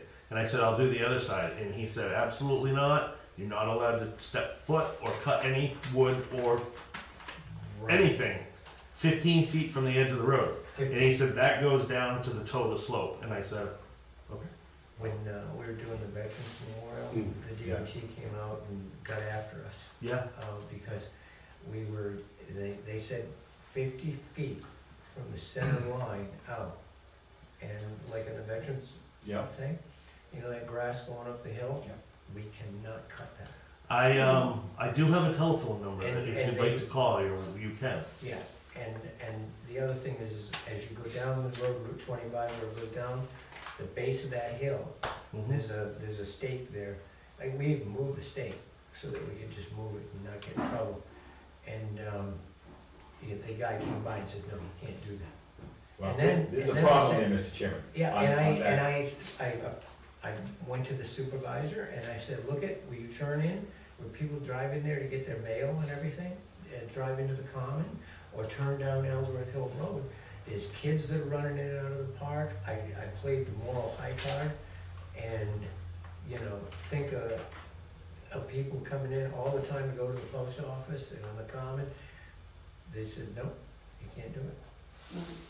And those were volunteers that were, the prison people that I had come out, they couldn't go over there either.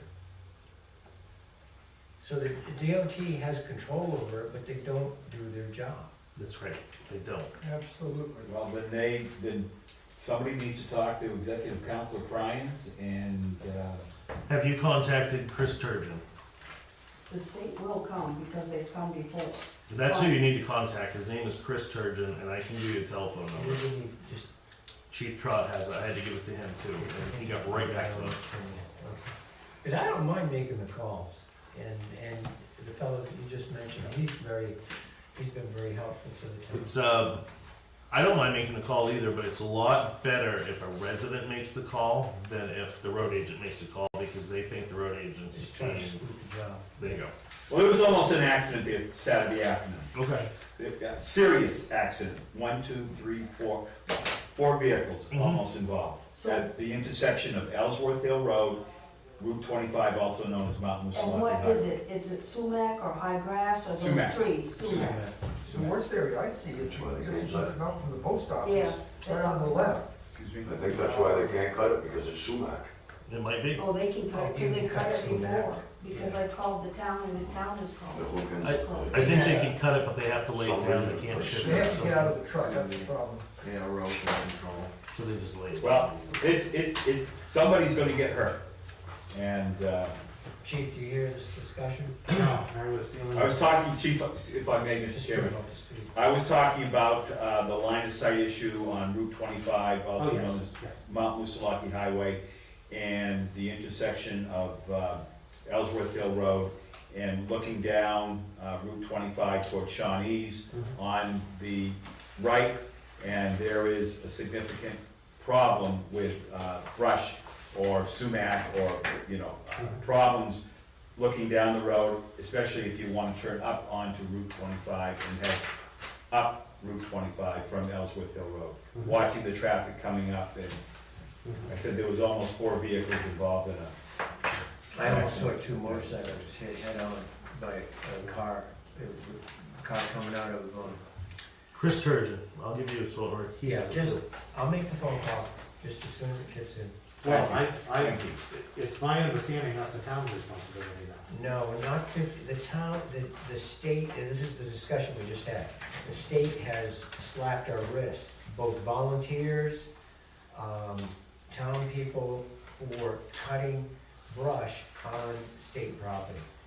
They define the state property as the center line of the road, Route 25, out 50 feet. 100-foot right. And it's a 100-foot right of way that they have, and they don't want anybody to do anything but the state workers. Okay. And see, like Eugene was gonna go and, weed whack that slope near the veterans thing, and they came by and, no, don't do it. You can't, that's state property. I'll do some research on this, but my understanding is the old state road north of Shawnee's, where, remember, the state road from Shawnee's down is 1957. North of that goes back to 1938. And my understanding has always been that that was 38 feet wide right away.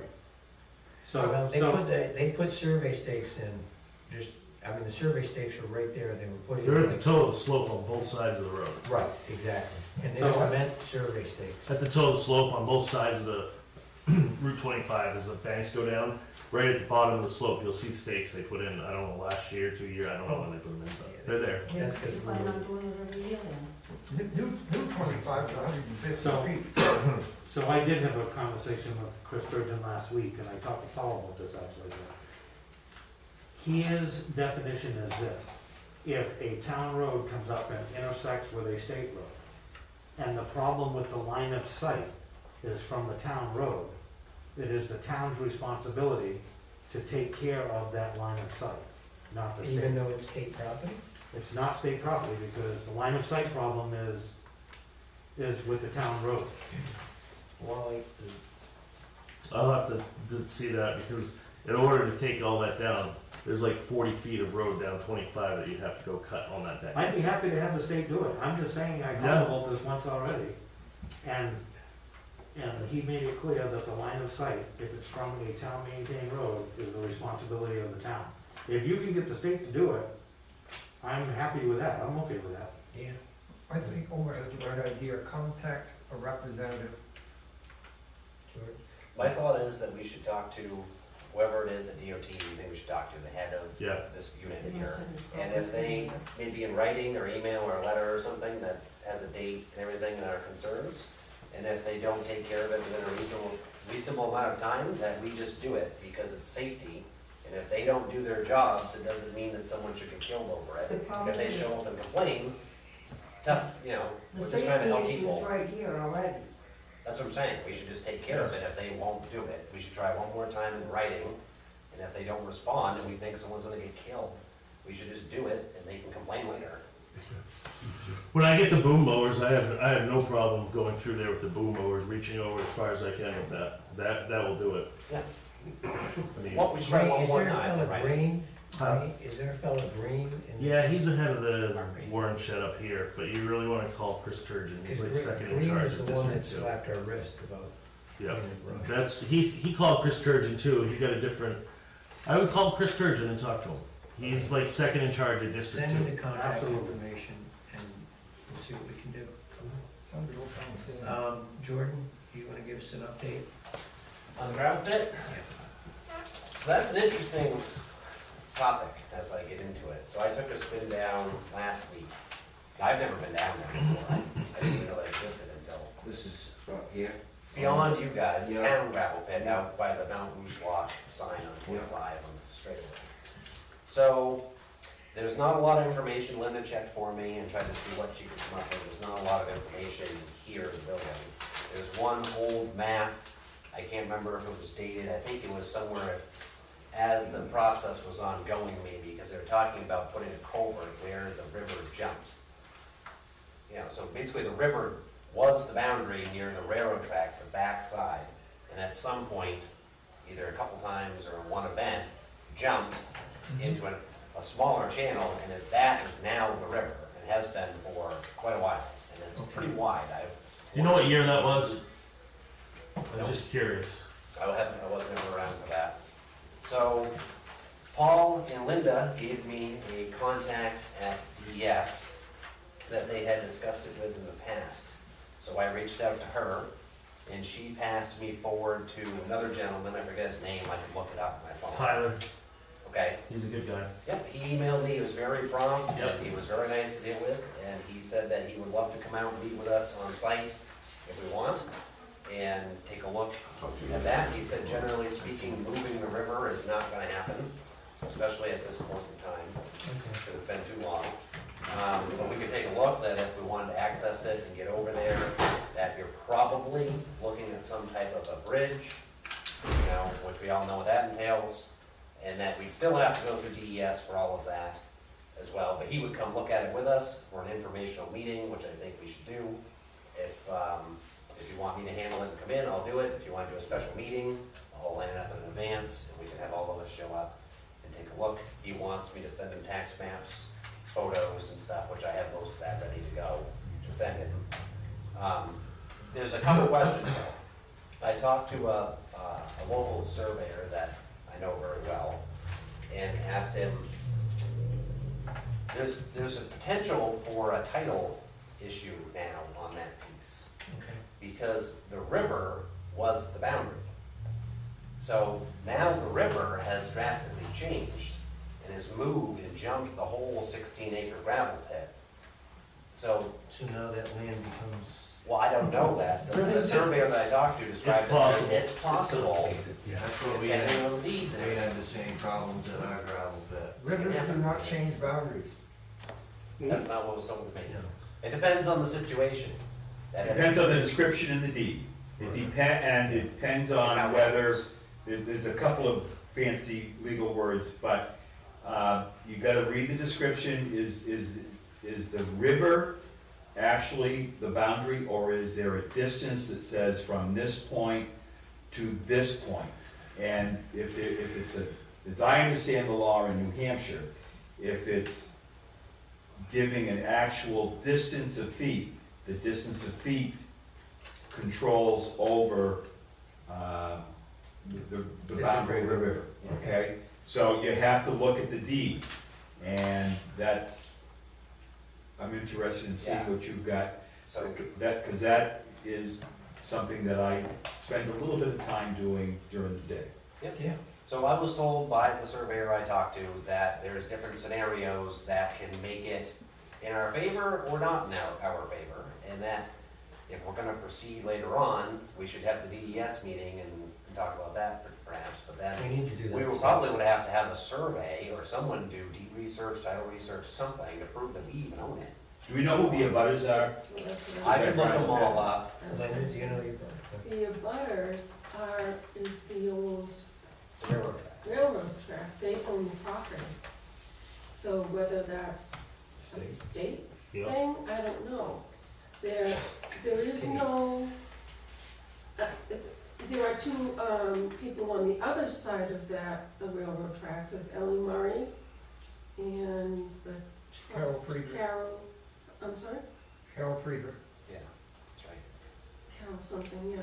Yeah. And, anyway, so we'd have to be dealing with the railroad company who probably owns all kinds of rights of ways and stuff like that, but. But does the railroad company, I mean, you might know, because that goes through the That mill, you is- guys own the yeah, land. We own the railroad tracks down through to where I keep my stuff. We Yeah. actually own the railroad bed, but then I believe it can continually changes ownership, and it's another one of those sticky wickets. It's, A lot of the railroad gave the land back to the original owners of the, where the tracks were. So there's a small chance that somebody else owns a ton of gravel out there. We don't know.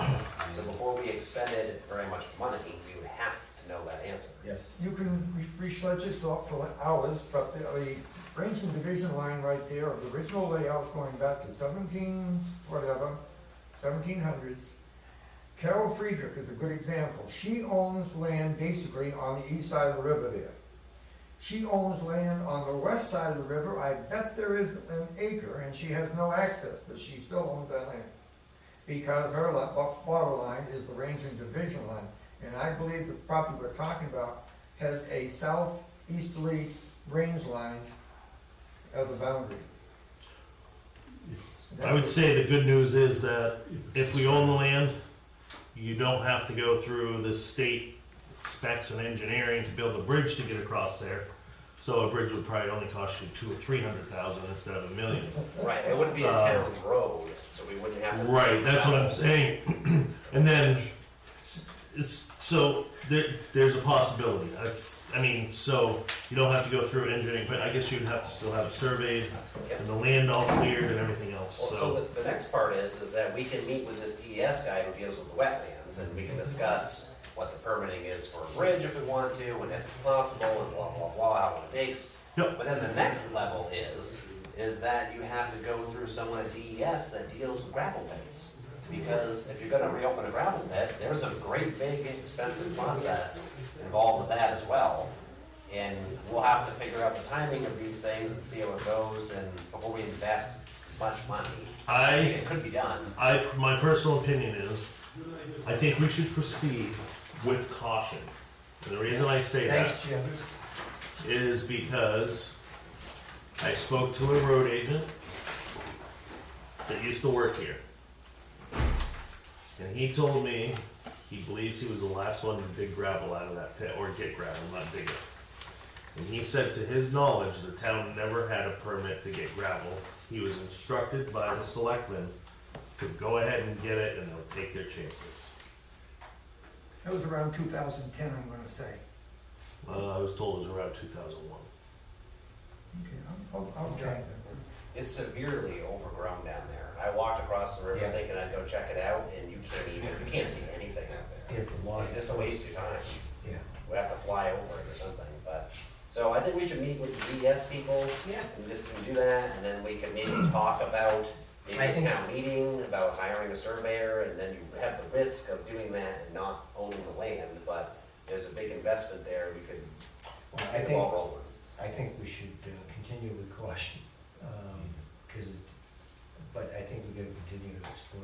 I think it's a potential large, investment, or just, has value if it's ours, and I think we have to at least find out for sure Well, what it is. Gotta evaluate the deed, to find out ownership.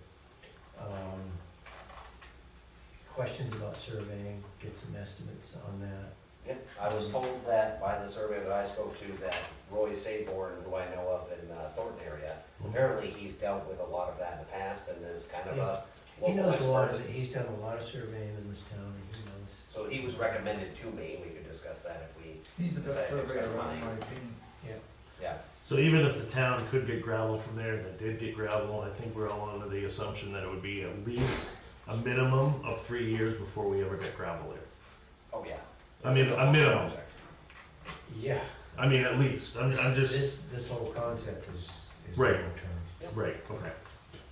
So, with the board's permission, I will send off the tax maps, a couple photos, and try to set up a meeting with the DES guy with advance notice if you guys wanna come. I definitely wanna be there. Yeah, I'd second So that. go ahead and do that. As Are you How- okay with that? Yes, If someone got a drone and went over, It could be, at least you could get an idea of what you're looking at there, or we might have, I don't know, eventually, if you ever got over there, maybe we'd have to hire somebody to mow it or clear it or something, just so you can, but at least that way you get to see what was there, yeah. even though you can't see anything. Yeah, if somebody around here locally had a drone that they knew how to use, they could do that, that would be great. Yeah, we've done drone analysis of things. Can you view it from the railroad there? Isn't that like raised rail? I don't know if you get enough Elevation. Information or elevation out of it that way.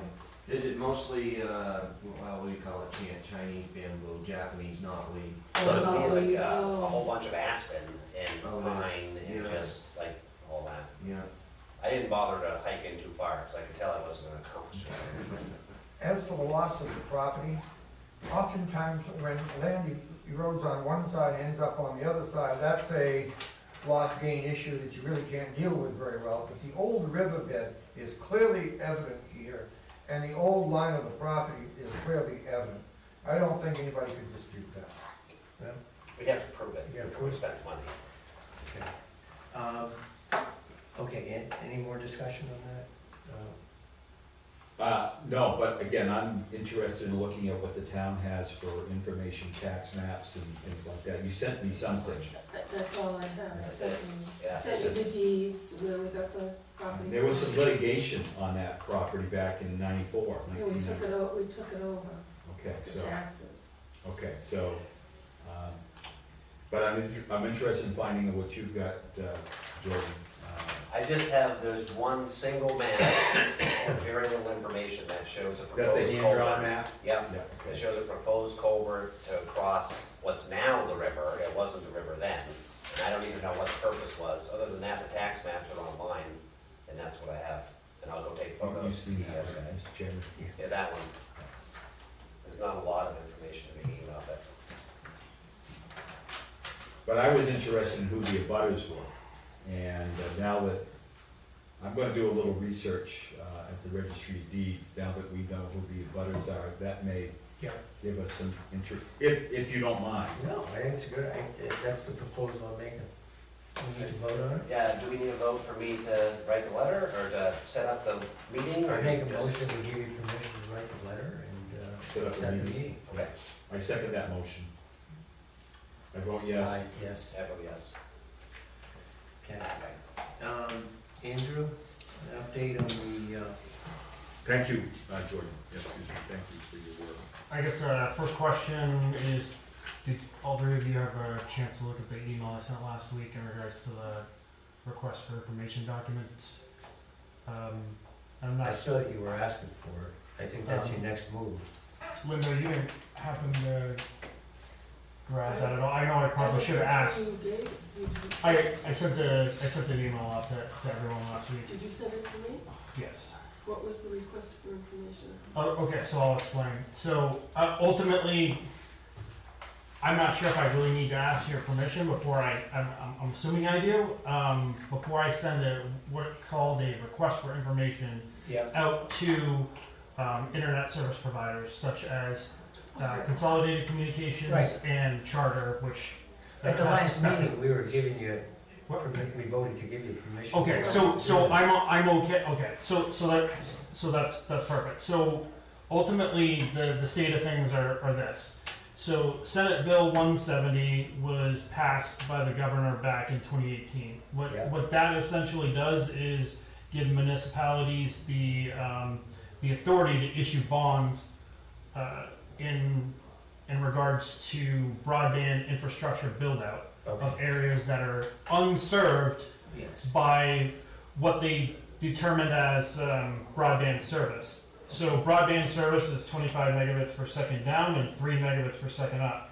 Just so happens that Consolidated Communications has zero broadband access in town. Spectrum is definitely going to be different. They don't cover the Yes. entire town, but the request for information basically will go out to Consolidated Communications and Charter, which owns the service spectrum, and we'll give them 2 months to come back and give us information on what areas do they service, and do those areas basically have broadband service. Right. So if we have, say it was, I don't know, say it was near 100% of town was unserved with broadband access, we'd essentially be able to get 100% of basically money through a bond to pay for our infrastructure build out through whichever internet service provider we pick.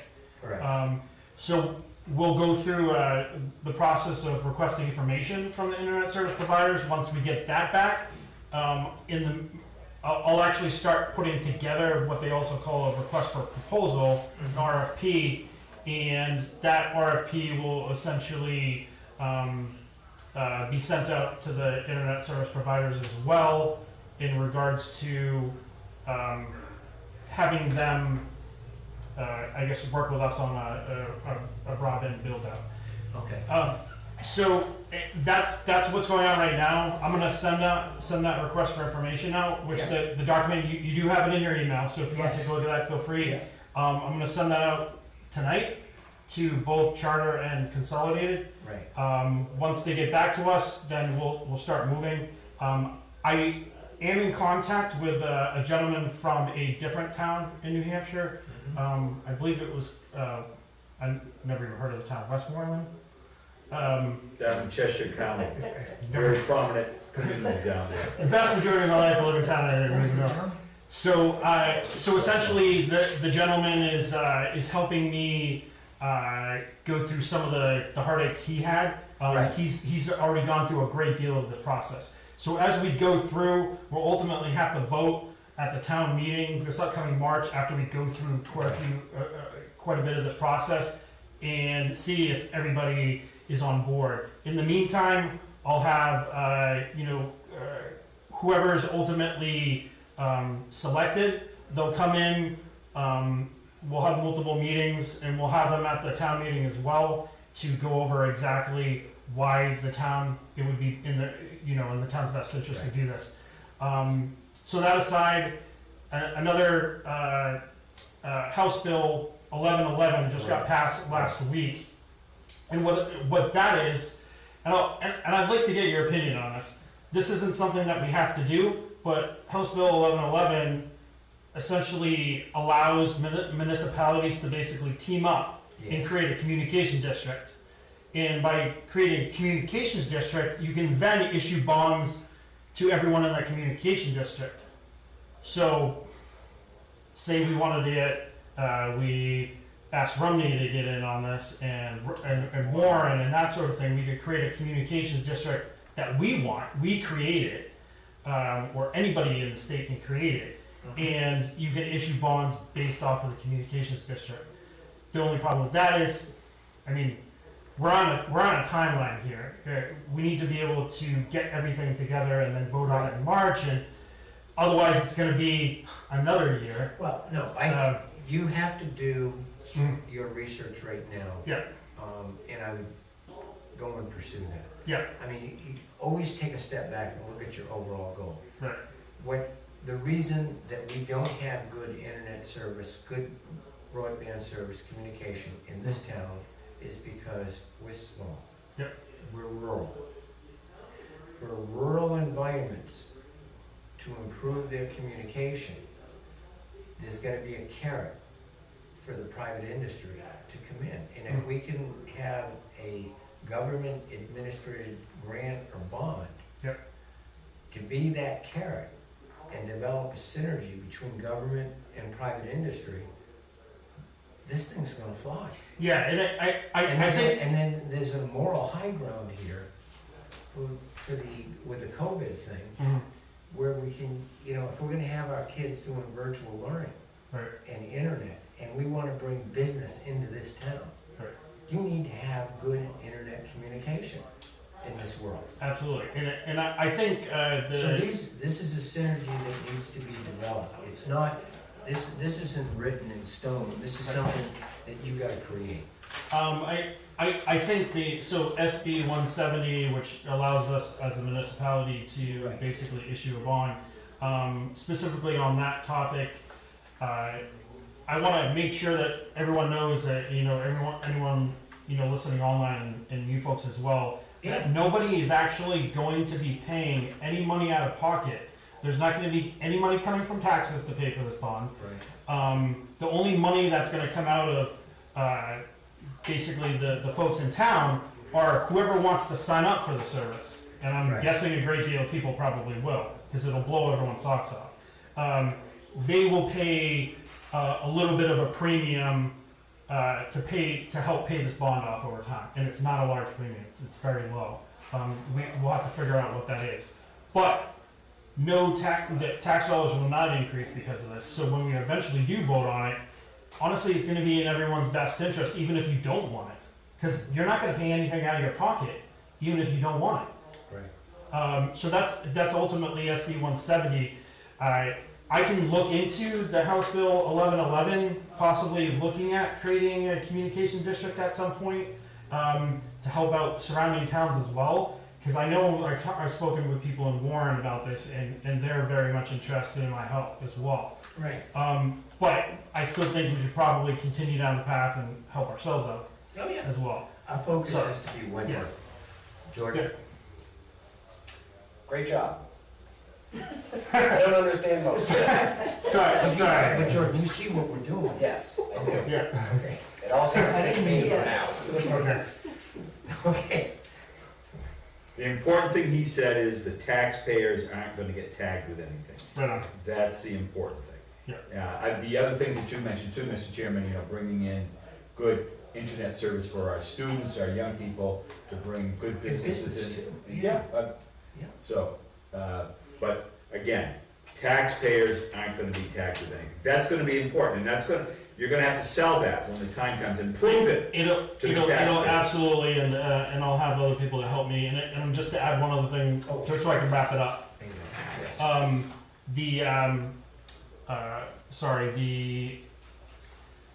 What folks have in town right now for consolidated communications is nothing, absolutely nothing compared to what would be here. Consolidated communications, what we have in town is 90s technology.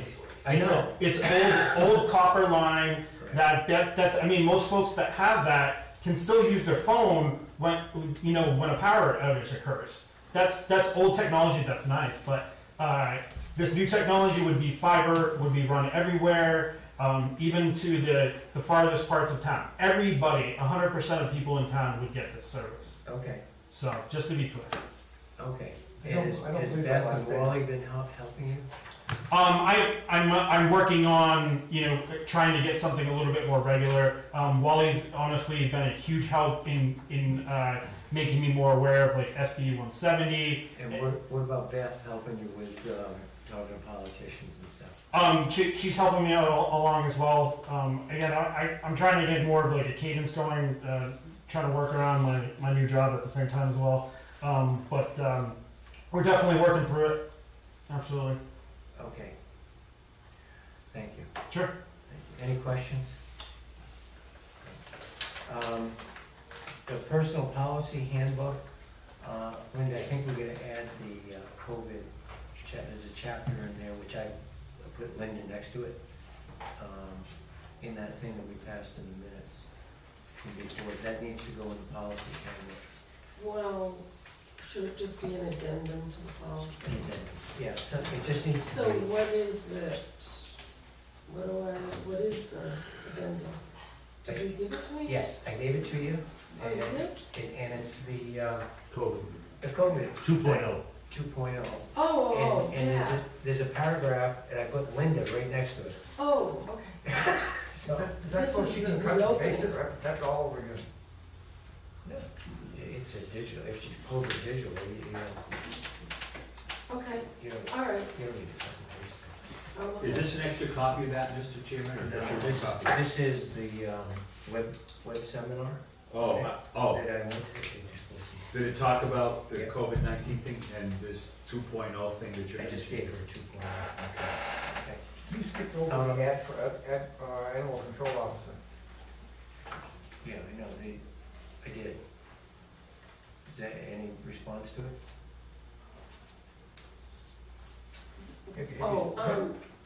Have you sent out the ad? No, Chief, I wanted to know, we talked a few weeks ago Yeah, about, about putting an ad on. yeah, about, Godfrey The leaving. entire room just looked at each other. Yeah, I forgot his name. So, you talked about, advertising for a new one. And we were thinking either paying him a salary or per trip visit. And the per trip, like we're paying, is it Wayne Godfrey? Yeah, okay. Makes more sense than putting somebody on a salary. I mean, he very rarely has a call. You know, maybe, Well, what? it's feast or famine. I mean, 3 years ago, every time you turned around, he was going out on a call. Well, we haven't had one now in a couple of months. Sure we have. Not that he's billed us for. Well, that's because I took it over. Oh, Yeah, that was that $200 fine that should have come. oh, You have $3,000 in there for that. You have $3,000 in the budget for that. The town does, it's not in my budget. Well, yeah. Right, yeah, I don't remember what it is, I think it's something like that. well, before we can advertise, I guess we have to let them know how we're gonna pay them, so. We have $3,000 in the budget.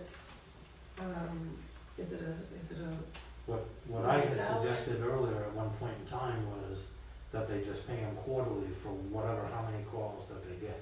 oh, I didn't get that. Yeah, that's, we did that a couple of meetings ago.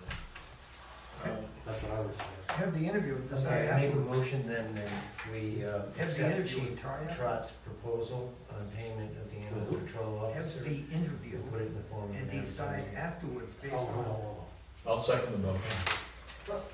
So what exactly is, I'm unclear, what is the, we're gonna pay them quarterly for the calls, how much is it for a call? It's gonna be $3,000 divided by. Oh, you're just gonna 12. take the full 3,000 and do it quarterly? Right, Okay. right. So whoever that individual is, whether they have 10 calls for the year, or whether they have 110 calls for the year, It's $3,000. they realize that's what they're, Risk. But they have to Okay, be in I vote town yes. most of the time. I vote yes. so I vote otherwise yes. you have to do it if they go away. Okay, next project is the library scavenger hunt. For a second. yeah, not No, necessarily, yes. no. Ma'am, are you representing the library? I'm sorry, yes, oh, I'm sorry. Yeah, library scavenger hunt? Yes, she said, Carol Young, who just resigned as a trustee, approached Francis about coming up with like a scavenger hunt for the parents and the children to do over this COVID thing, which they'll be going back to school soon, but Francis came up with I don't know how many places that the parents and the children could go to see old, like markers of old stones, and I don't have the paper with me, but, Homer Starks, I sent him a copy. oh, so you've Yeah, seen it. we'll spend a lot of time in Francis's house because he's got a lot of those things in his house. He does, and I think his house is on the list personally, but Nancy just wanted to be sure we'd be covered by insurance if someone got hurt. Just because, At the library? no, going on this little scavenger hunt, which probably no one's gonna get hurt, because you don't have to climb over rock walls and things like that. Nancy just wanted to be sure that would be covered under the town's insurance.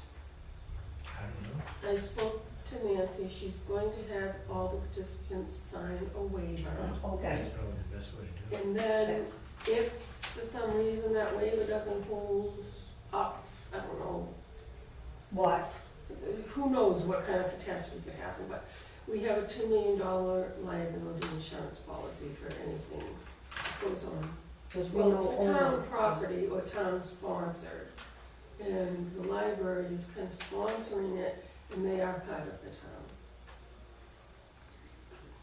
Carol was, as a trustee, came up with it, and Francis came up with this, and we just want to know if we can have it, because otherwise if someone got hurt, just in case, even though they're gonna sign a waiver. That's all I know. Have you read it? Oh my goodness. Yes, I have read it, but I just- it's not right on my mind now. I mean, you've got a $2 million policy. I may have been a little bit off base when I said that everything's in Francis's house. Yes, you are. But, no, I mean, as long as there's parents or adults They can't supervising go by this. themselves because most of them have to drive, Yeah. so. And I think we need to make sure, you know, we have a good look on knowledge of where they're gonna be going and, you know, are there any unsafe There areas aren't any there? other places. I can do it. There aren't any unsafe places. I don't know of any, well, there's Just use good No. common sense. Yes. And the adults are gonna be involved, and again, make sure we use good common sense. There are 2 areas remote in town that are on private property, but I've been there and I don't feel any adverse, Well, I do have to go back up to, Yvette said that she doesn't care, but there's an association up there, so I have to speak to someone that's up one of there. them. So who owns the other properties? I don't know now, Wilfred Tathan used to own it, and, it's. Mary's grave is. Huh? Mary's grave is, yeah, Wilford Tatham used to own it, but his children now do. As long as we get it, as long as we get an approval, you know, So I can okay, talk to- consent to go on their property too, if we're Well, going on the To private get property. there, you're walking on a town road. Nobody knows about it for the most part, but Is it this is. the road, that goes up to Yeah. Curry Hill? No, it's the road that goes up on higher ground camp area. Oh, yeah. When you get to the cemetery, which is on that list, you have a right to go to the cemetery. And so there is no reason for them to deny it. It's wooded now, it's a cellar hole. I don't see a problem. Okay. We'll go ahead and do it after I talk to Nancy. And if anyone knows, anyone who's interested in being a library trustee, Jared actually has other things he'd rather do. Okay. I'm gonna send a copy of the scavenger hunt as I send it to Carol. And Linda will have it and you can get it from her. Thank you for your cooperation. Any other comments? Okay, because we're gonna move into non-publics. Okay. Derek's been out there forever, I'll let I him know, know. just, yeah. Whoever wants to go. Thank you. Thank you. You didn't open the meeting to the non-public, but I had my answers already there. I had one on Gold Lane and one on the capital reserve request for funds, and those have already been answered. So, thank you. Thank you, Francis. Is Kate in there up there? She wanted to. I think she went home when I came in. We still have 3 non-publics. Yes. Yeah, I know. I need to take that rest for break. Once Go we're ahead. ready to Go ahead. vote Derek? on a non-public. A vote to go into Yes. non-public. No, I think we'll wait till you get back from you. We have to vote to go into non-public, yes. Okay. I need 5 minutes.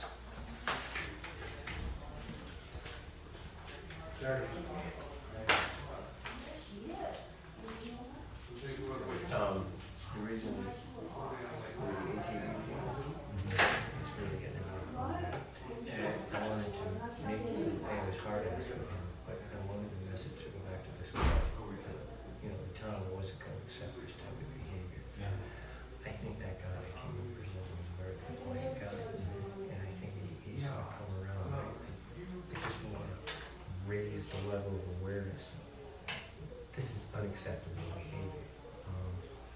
And I know Francis felt that I was being too hard ass for him, but, you know, it's not that guy, and it's not the town, it's the people that are just coming in from town to town. And they're basically telling people to fuck off and this, that, and the other. You know, Are we on the record still? it's, Anyway. did he terminate the thing? Oh, I gotta go to non-public on I gotta do this on the YouTube. But that's why. Yeah. No, I understand. Yeah.